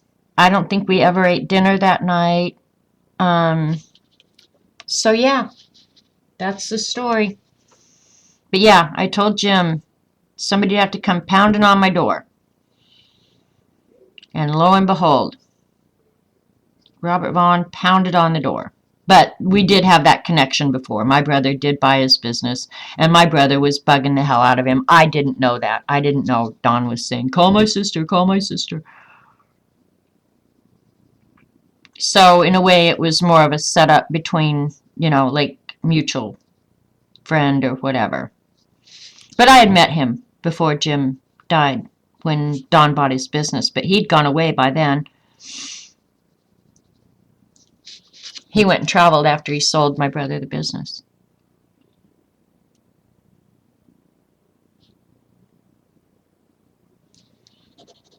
I don't know what it is about this orange, but the pen's not wanting to ride over the orange. Isn't that, yeah, it's probably the only way I would have ever met somebody, really, One, I'm not that very trusting of people. So, yeah.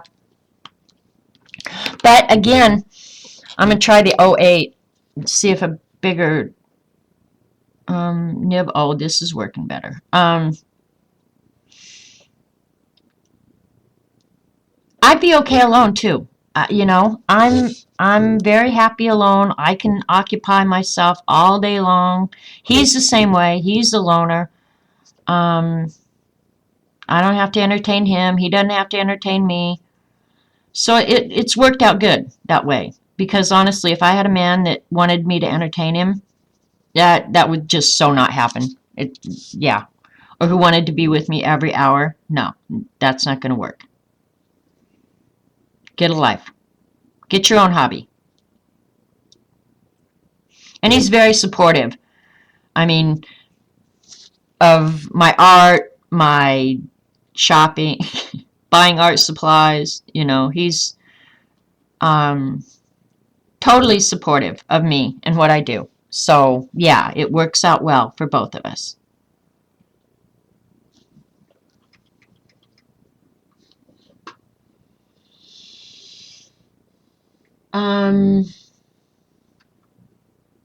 Exactly, Teresa. That's kind of how I feel. Yeah, it is a good story, and I think we both are lucky. I mean, and he puts up with my crazy nonsense sense of humor, and how long was I single?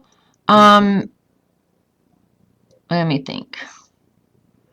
Well, not very long, really, before he showed up. And then, in all honesty, and I really don't care who knows this, we've never actually married legally. So I guess some people would say we're just shacking up. But the truth is, it is a committed relationship. But I think there comes a time in life where we're both at a certain age where we've had lives before being single late in life. And for financial reasons, he wants his kids protected. I want my kids protected. We've come up with an agreement that works well for both of us. it's easier, frankly, not to get married. So there you go. Oh, thanks, Dee Dee.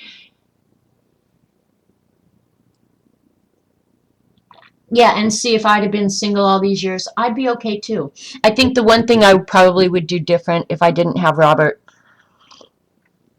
I think I would quite possibly maybe have volunteered, made myself go out and be among people, because I think being alone too much is not necessarily healthy either.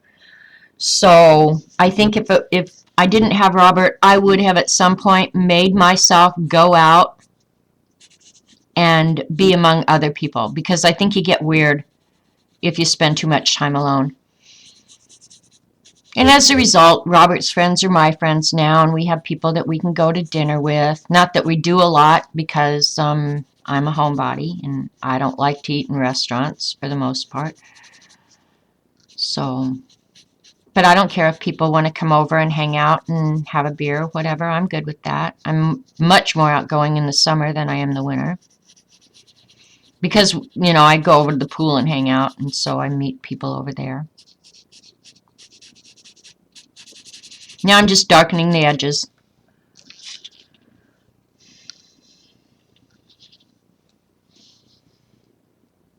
Yeah, I knew that, Julie. Yeah. Yeah, I think you just got to do what works for everybody, And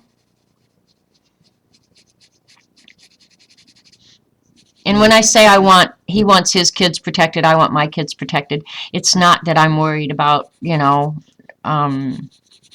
yeah, that was probably a poor choice of words, but you know what I mean, is that,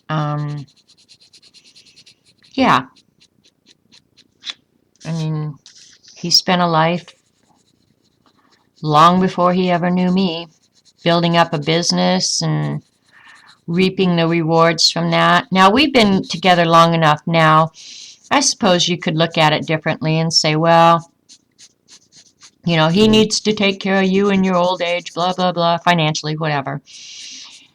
Well, if I hadn't planned well, maybe I'd look at it different. But I hope to God we both planned well, and that is not going to be an issue. Know what I mean, Jelly Bean? And if I need to make this even all the way around, I've just noticed that this bottom edge, or the top edge, is wider than the bottom edge. I'll trim it off and make it all even when I mount it to the card. Believe me, I'm anal enough that it will be perfect, or I won't send it out. That's that. So there you go. Now, one thing I am going to do that I haven't done in either one of these, so let's go ahead and do it quickly, is, you know how melted wax, oh, that's the wrong one, how melted wax will get drips and stuff in it. I want to put some drips in here so that it gives the illusion of dripping wax. Okay?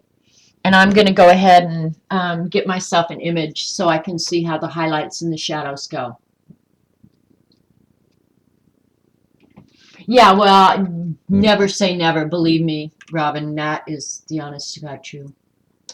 Never say never. Bye, Whippy.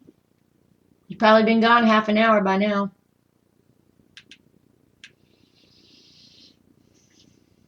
First time for love, second time for money. Yep. I don't know. I'm not a scorekeeper. Now, that's one thing. When it comes to paying for stuff, I'm not going to keep score. If we go out to eat, if he wants to buy, great. If I want to buy, great. I'm not a scorekeeper. So, yeah. But I also trust, too, that if anything happened and I needed help, he'd be there to help me. And same goes for him. And since he's been living in my house for so long now, my heirs know that if he outlives me, this is his home. He gets to stay as long as he needs or wants. And That's that. I mean, that's just that. All right, I'm looking for some dripped crayon images so I can make this look good, right? That's what I'm doing right now. I'm just flipping through images, looking for, there's some waxed images.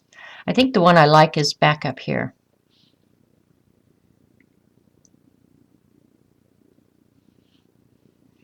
And some people may be able to do this right out of their head. I'm not one of them. Okay. Ooh, it's not very clear. Can you guys see that? But see how the drips are? I yike it. I yike it a yacht.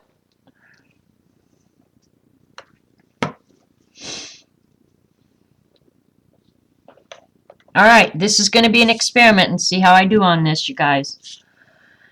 Because it's really smooth for a while and then it gets drippy. And if I'm going to blow it up so I can see, like right here. Let me get a pointer of some kind. Here we go. See in there how that drip has the shadow on this edge and the highlight on this edge?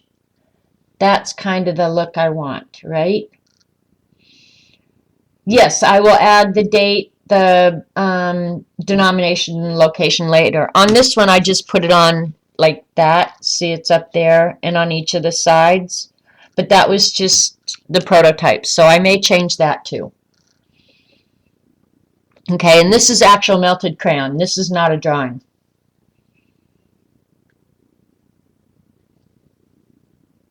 So yeah, that's what I'm going for. And I'll just set this out in front of me. And I'm going to draw it in with, I think, because the shadows on this are more on the gray. So I think I'm going to go ahead and use the gray pencil to go ahead. And like on this one, I'll just add the dip.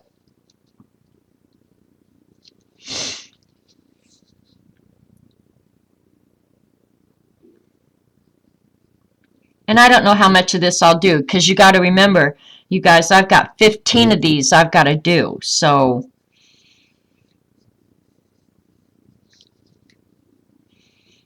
there's, you know, if I was doing this for my own enjoyment, I could sit here and do this all day long.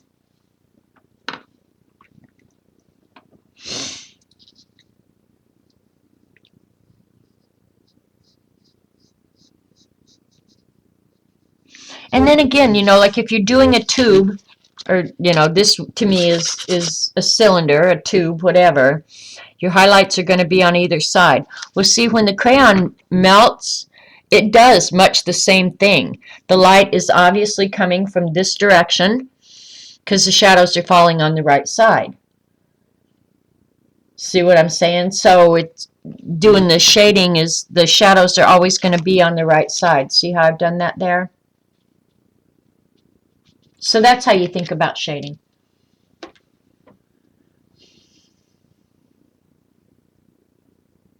Bye, Dee Dee. Have a fun dinner. So, yeah, I'm just going to go ahead now that I've got this gray and give myself some different places. I'm just picking out where the dripping is. I'm going to try and stay away from the lettering, okay, because I don't necessarily want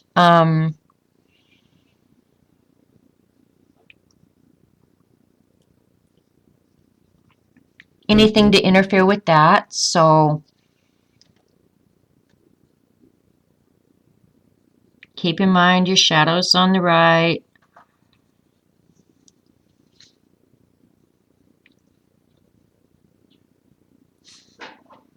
And a drip of wax is going to behave very, very much like the drip of water. So when I was showing you about how to draw the drip of water,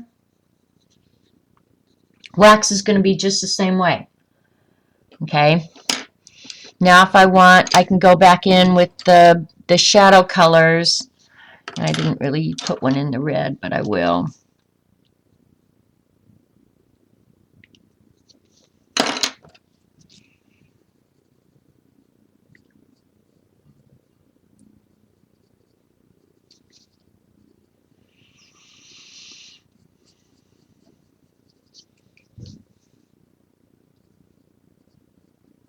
Did I just hear a UPS truck stop? Guess who's here, you guys? I didn't think that stuff was coming till tomorrow. Hang on, I gotta go see my UPS guy.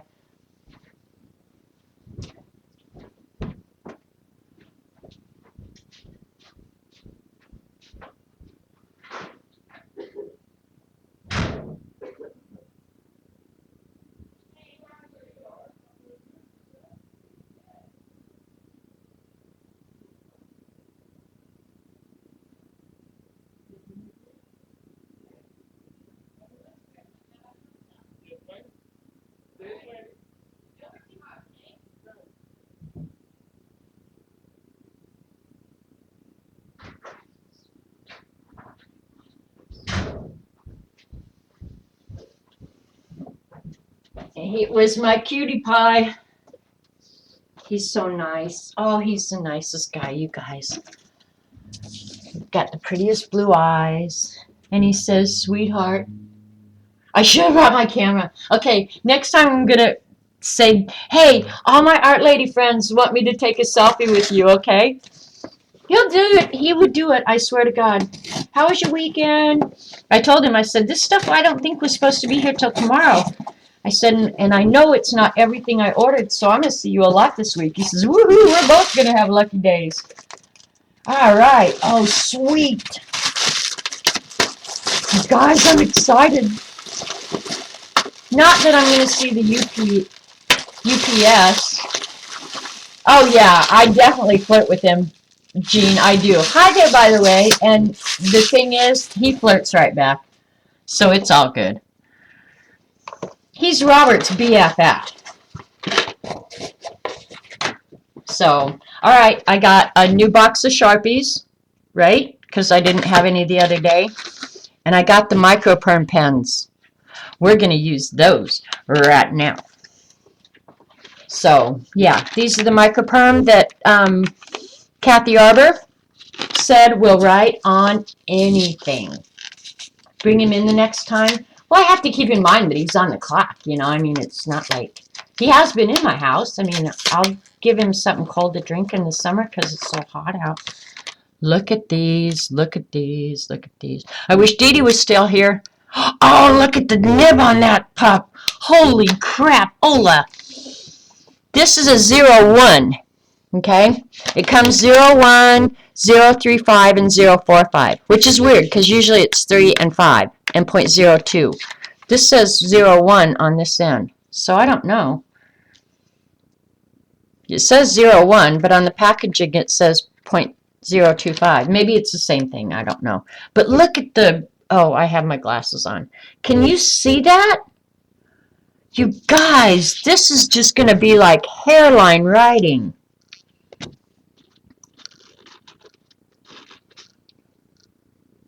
I'm digging it a lot. And it says it's multi-surface,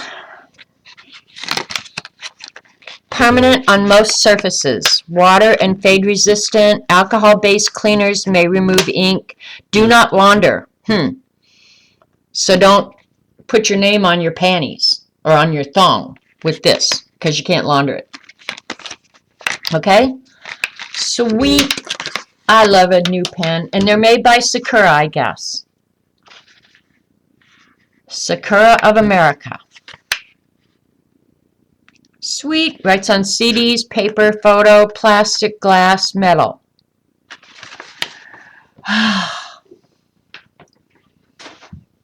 Okay, Robin says she uses these. Test, test, test, so you can buy them. We're going to test them right now, Eileen. I wish I hadn't finished that lettering there. I'd be using it on that. Now, I have to watch. This is a 03, this is a 0. Okay, on the end it does say 01, 03, 05. And those are the numbers that I'm used to.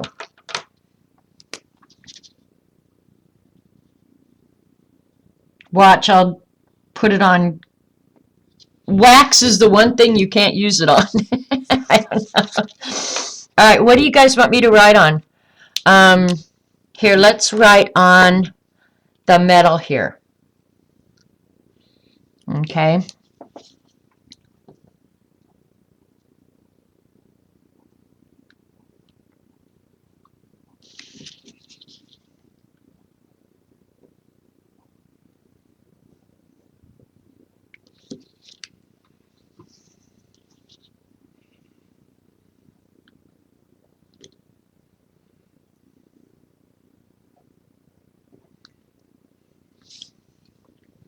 Okay, I wrote mineral spirits on my little jar here. Swatch them. Well, they're black ink. What do you mean, swatch them? You don't have to swatch yourself a black ink. You have to test and see if it works on multiple surfaces like I intended it to. This one is just like, that is hair fine. Swatch them. Here, you just swatch them. Swatch you across your face. There's the swatches.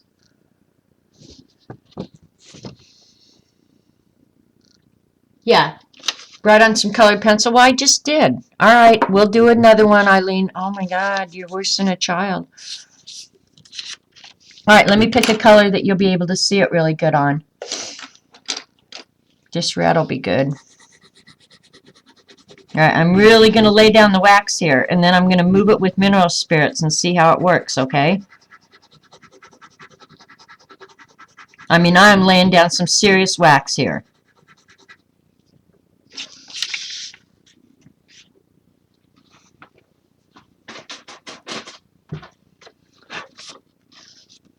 Okay, now I'm going to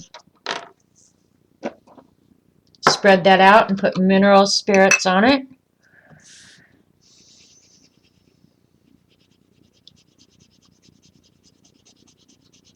I picked a pretty color, I have to say that.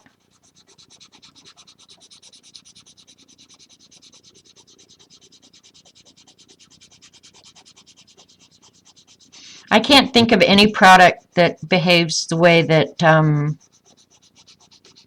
colored pencil with mineral spirits does. Like, you can write on the front door, "I love you, UPS guy." I could do that. But look at that, how, and I pretty much got rid of all the wax. There's like 0 wax there, okay? But look at how yummy that is. All right, now I'll use the 01.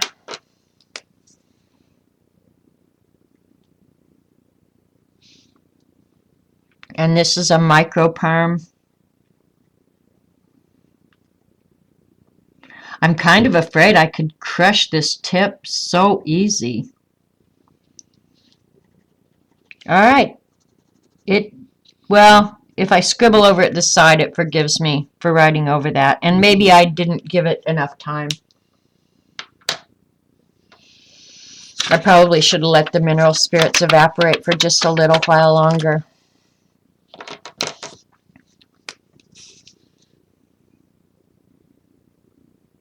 Yeah, I like these. They're almost identical to the Zig Millenniums, or the nibs are almost identical to the Micron. The only thing about these are they're for use on paper. They don't write on anything. These, apparently, according to Kathy, will write on anything. So,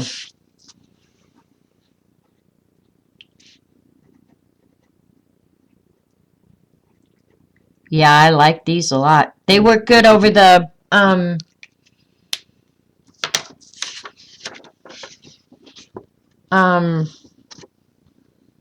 wax, or the colored pencil with mineral spirits. Now, Let me try that same thing with just, if I don't mineral spirit, I just use the wax.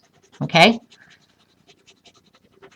And I'll lay down the color pretty good so we're getting a fair comparison. Okay?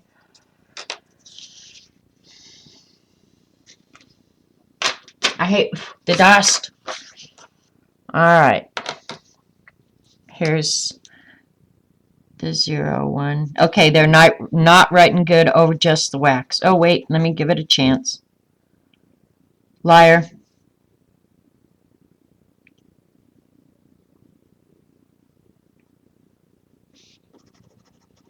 The 0, 1's going to be a little testier.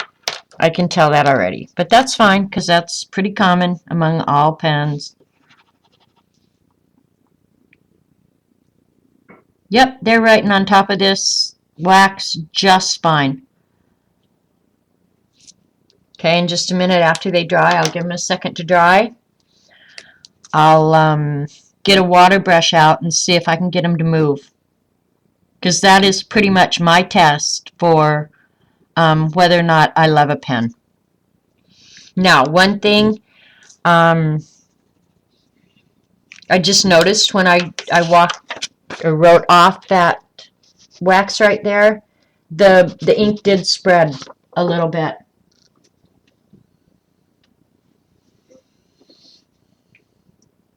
Oh, the frizzy tight perms of the 80s? Yeah, no lie. Or in the 50s, exactly.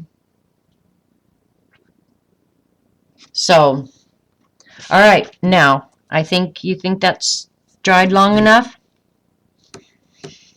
We're going to get out a water brush. Okay, I'll do this one first because it's dried longer. Oh, that doesn't move an inch. Oh, you guys, I think I have a new favorite pen. There, that's with water on top of it. Right there.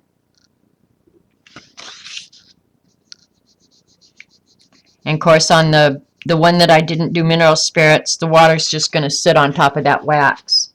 But that ink is not moving at all.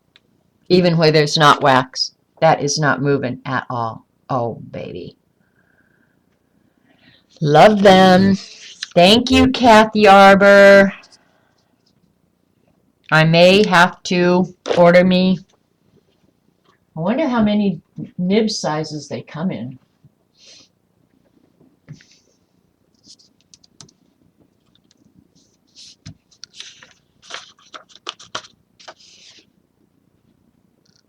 So I would say if you want, really, I mean, they're writing perfectly. They're not smearing. Now, one thing I do want to know, because I could write with the 0, 1, I'll bet, in my journal, the way I would normally write. This is 24-pound paper. You have to be careful. They are going to bleed through, or you're going to see a shadow through the paper. So keep that in mind. They're not going to work good on cheap journal paper. But otherwise, I love them. Love them, love them, love them.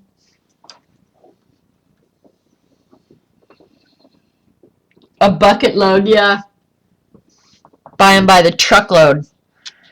Yep. Truckload. I'm loving them, you guys. I'm happy with them. I look on Amazon and see how much, because I don't know what I paid for them. I must have thought it was reasonable, or I justified it somehow. Yeah.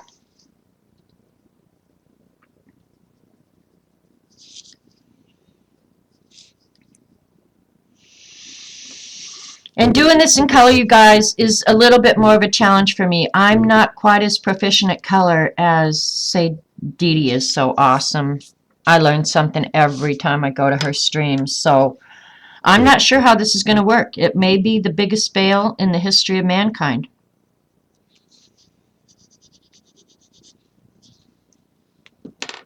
Because I'm learning. I'm like you guys. I'm learning. I think I'm better than I was 6 months ago. I know I'm better than I was a year ago. So, yeah, I'm trying. That's the point. I'm trying. Okay, not a problem, Jean. I really thought I'd get more than this done, but I've been having fun doing it, and you guys aren't whining yet, so.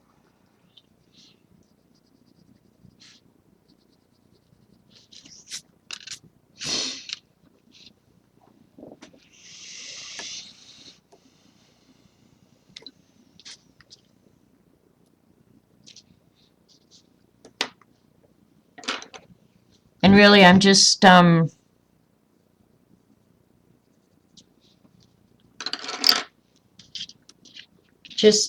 giving it some, looks like where there's some shadows and stuff coming down.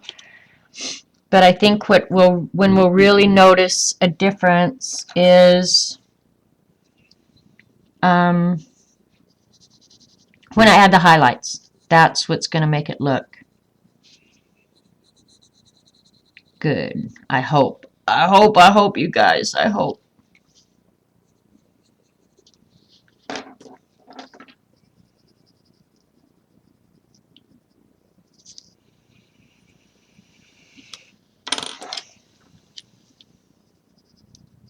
And if I don't like it, I'll take some mineral spirits and just smush it all together and make it disappear. How about that? How about that? Sports fans? That's not what I wanted to do. Alright, now I need a real sharp point. And if the white pencil doesn't give me enough highlight, I will go ahead and use a white pen. Oh, I meant to order another white pen too, because I sent mine to Kathy. You're older than you were. God, me too. I did. I'm on the permanent pens. Oh, it only comes in those 3 tips. It's okay. I'll work with what they've got.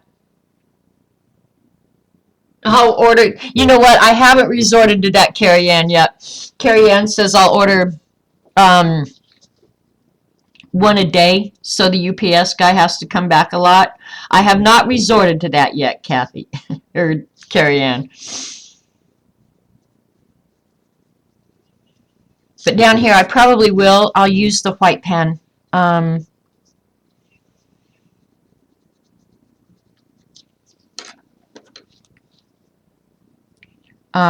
To get the highlights, because it's really the highlights that make this pop out down here. So I'm going to try it with this. If it works, great. If it doesn't, I'm definitely going to get the white pen out. Now it shows up better on, for example, the red than it does the yellow. So let me yeah,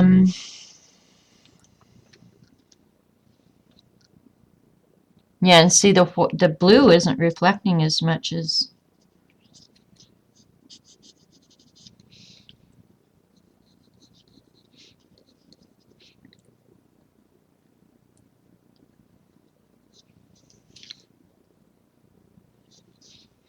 And if I don't like this, you guys, I will keep working with it until I get some reasonable facsimile of what I like. But they're looking like drips to me. Are they looking like drips to you?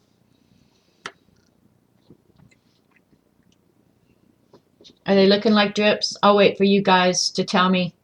I think they're looking like drips. And I might add some more. But yeah, they look like drips to me. Yeah, I haven't done that yet. I'm not that lonely yet. I wish you guys really could meet this guy. He is so damn cute, and he's just so nice. And if it was up to me, he would definitely be getting a raise. Oh, hi, Kathy. Hey, Kathy. I didn't see you come in. Look. Where did I put him? Look what I got. Look what I got. Microperm pens. And they work awesome. I'm loving them. So thank you for the enabling. I don't mind spending money on stuff that really works well. So, mwah! Thank you. All right, you guys are saying they look like drips to you. So, they look like drips to me too. Kathy, this is, I think, going to be my submission for the ATC swap. I like the Crayolas. And I started with a blank sheet of paper. I colored this. I started from scratch, and everything on it other than the letter Color Your World, I printed out on the computer, but the rest of it I drew. So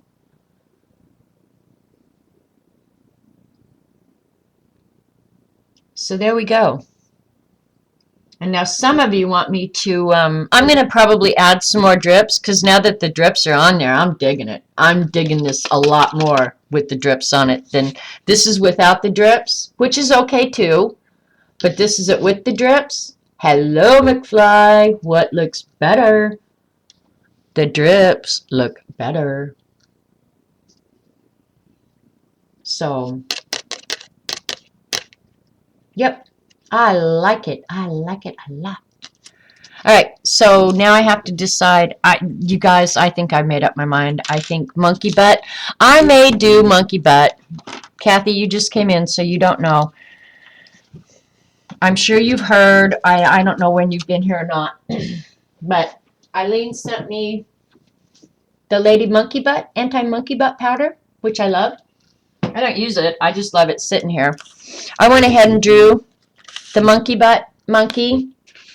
Because I was going to use it on my ATC card, but I'm not loving it. I can't come up with, what I want. I do like UPS guy and drips too. So these are different ideas I've come up with for the monkey butt ATC. But none of them are just grabbing me. So now they want me to come up with a design and use the little monkey butt. Because I scanned this one and reduced it down 80% or something and came up with this one.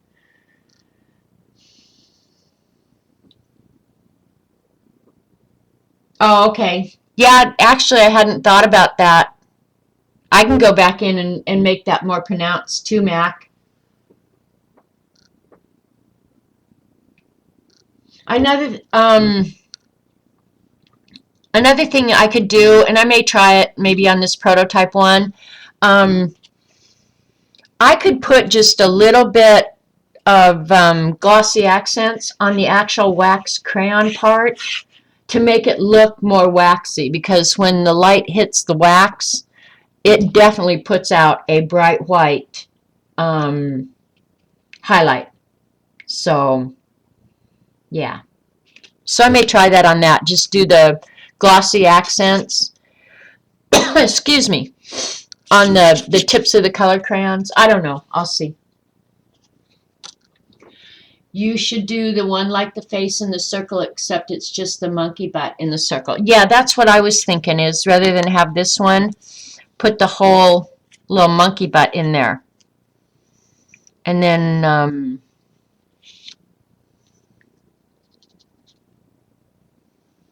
the monkey butt monkey is funny. I love it. I do love it. And see, I guess it's kind of appropriate because I live on Monkey Island, you know, that I'm a monkey butt person.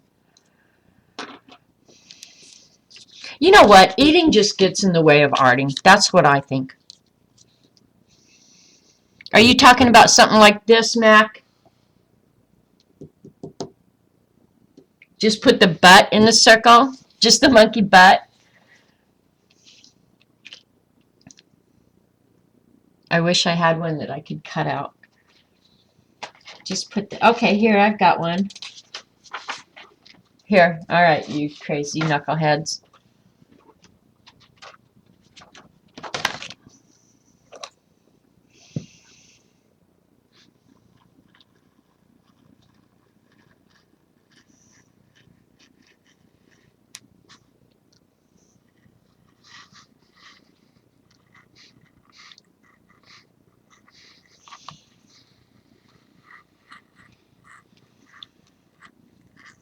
I'm cutting the circle out so we can use it to position things.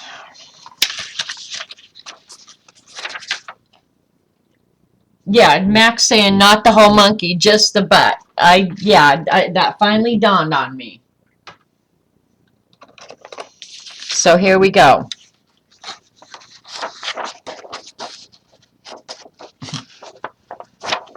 You're talking something like that, right? Not the whole monkey, just the butt.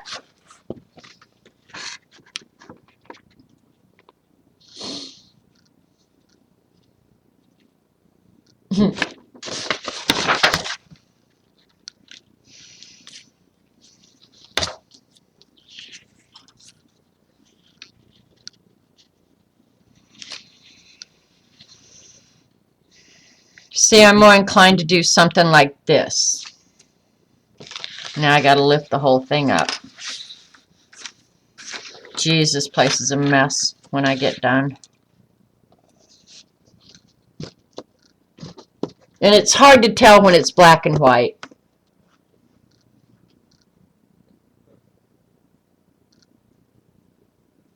Is that more what you guys were thinking? Is the monkey inside the, and then do it more like vintage? The vintage postage where you get the, you know, they have in the corners. Let's see, let's get a pencil out here real quick and sketch this. Where, like, for example, on this one, rather than having the 17 up in the corners, where the corners come together like this, do the ornate leaves.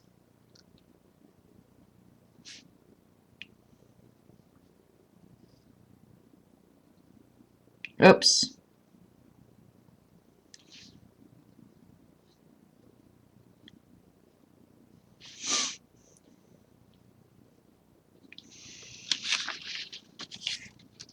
And do something really more vintagey, you know, where the corners are more decorative, or they've got, it looks like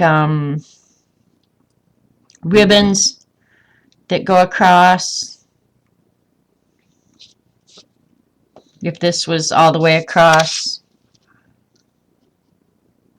It's crazy. I'm a postage fanatic, how much detail I pay attention to on these crazy things. How they do the ornate ribbons going around, like a border like that.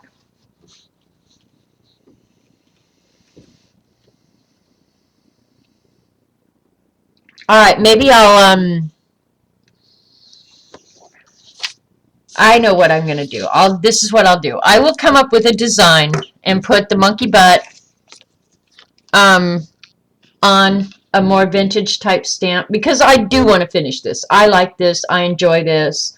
What I'll probably do is, the reason I didn't do this, honestly, and why I quit using the background that I did, fussy cutting this monkey, okay?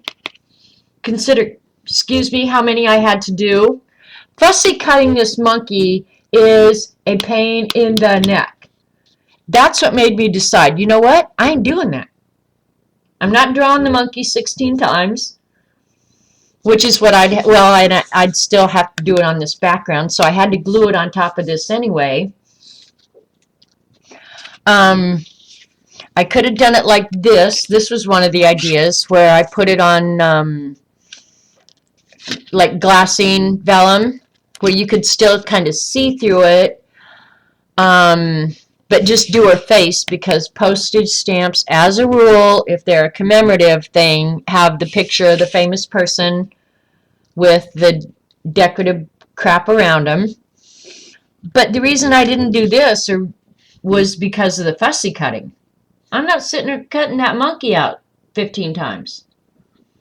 I've looked at too many stamps, probably. I have a good collection, though, CB. All right, you guys all want a monkey butt. Okay, then I think what I'll do is I will go ahead and finish the design for the monkey butt. And the day we do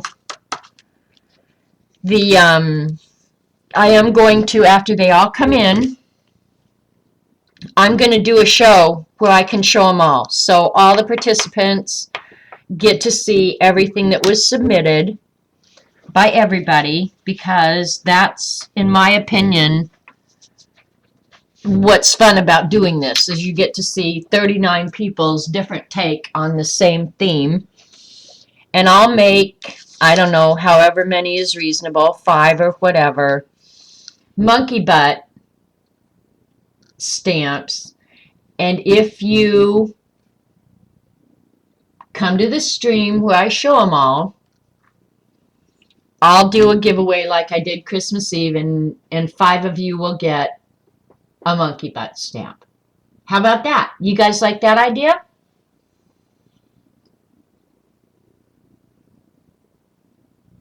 I have CBD for sure.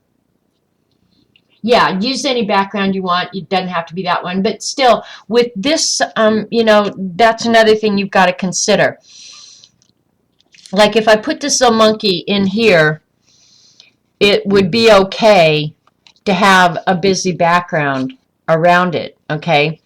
But behind her, I would have to do solid black or something so that your eye is drawn. You know, remember the other day when I was talking to you about design exists to facilitate readership?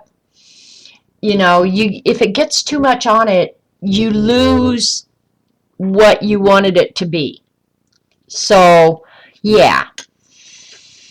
This one where I've got her face up here, the face is so much bigger that when you pick this up, the first thing you look at is the face. And then you start noticing that it's Monkey Island Post, commemorative issue, and her name, and whatever. So you got to remember that I'm going at it from a design perspective, too. A monkey butt of your very own. All right, we'll do a giveaway then. We can do that. Because I'm going to sit around and do art for the next month anyway, so who cares? See, I've been waiting for January. I lived for January. November and December were so crappy because there was company and illness and everything, and so I didn't get to art much. And cooking. I cooked until I wanted to puke. So January and February to me is just like, you get to play, girl. You play as much as you want. So, yeah, I will come up with a design, and I'll do a giveaway of monkey butt stamps, okay? Or if I can come up with a design that I can mass produce reasonably, I could do the monkey butt. But I'm loving this, you guys. I really am. I'm loving the ATC. And I'm not sure exactly where I'll put the denomination, the location, and the date. It might be down here in the black. I don't know. But yeah, it will have all the elements that I'm requiring of you. I will incorporate it. Like right now, I just put Monkey Island Post down there. But I would do it in a, oh, come on, in a thicker pen where you can read it better. And one over here. And then the denomination up here. So I'll think of something. Okay, Jean is just now visiting the potty people. She'll be ready soon, but not quite yet. So I'll just hang out for a few minutes until Jean's ready. I'm going to go ahead and stop the recording. So thank you guys for coming by. All I got done in all these gazillion hours is a talk about paper and an ATC. Believe me, they all won't take that long. Thanks for watching. Come back next time. See you later. Bye.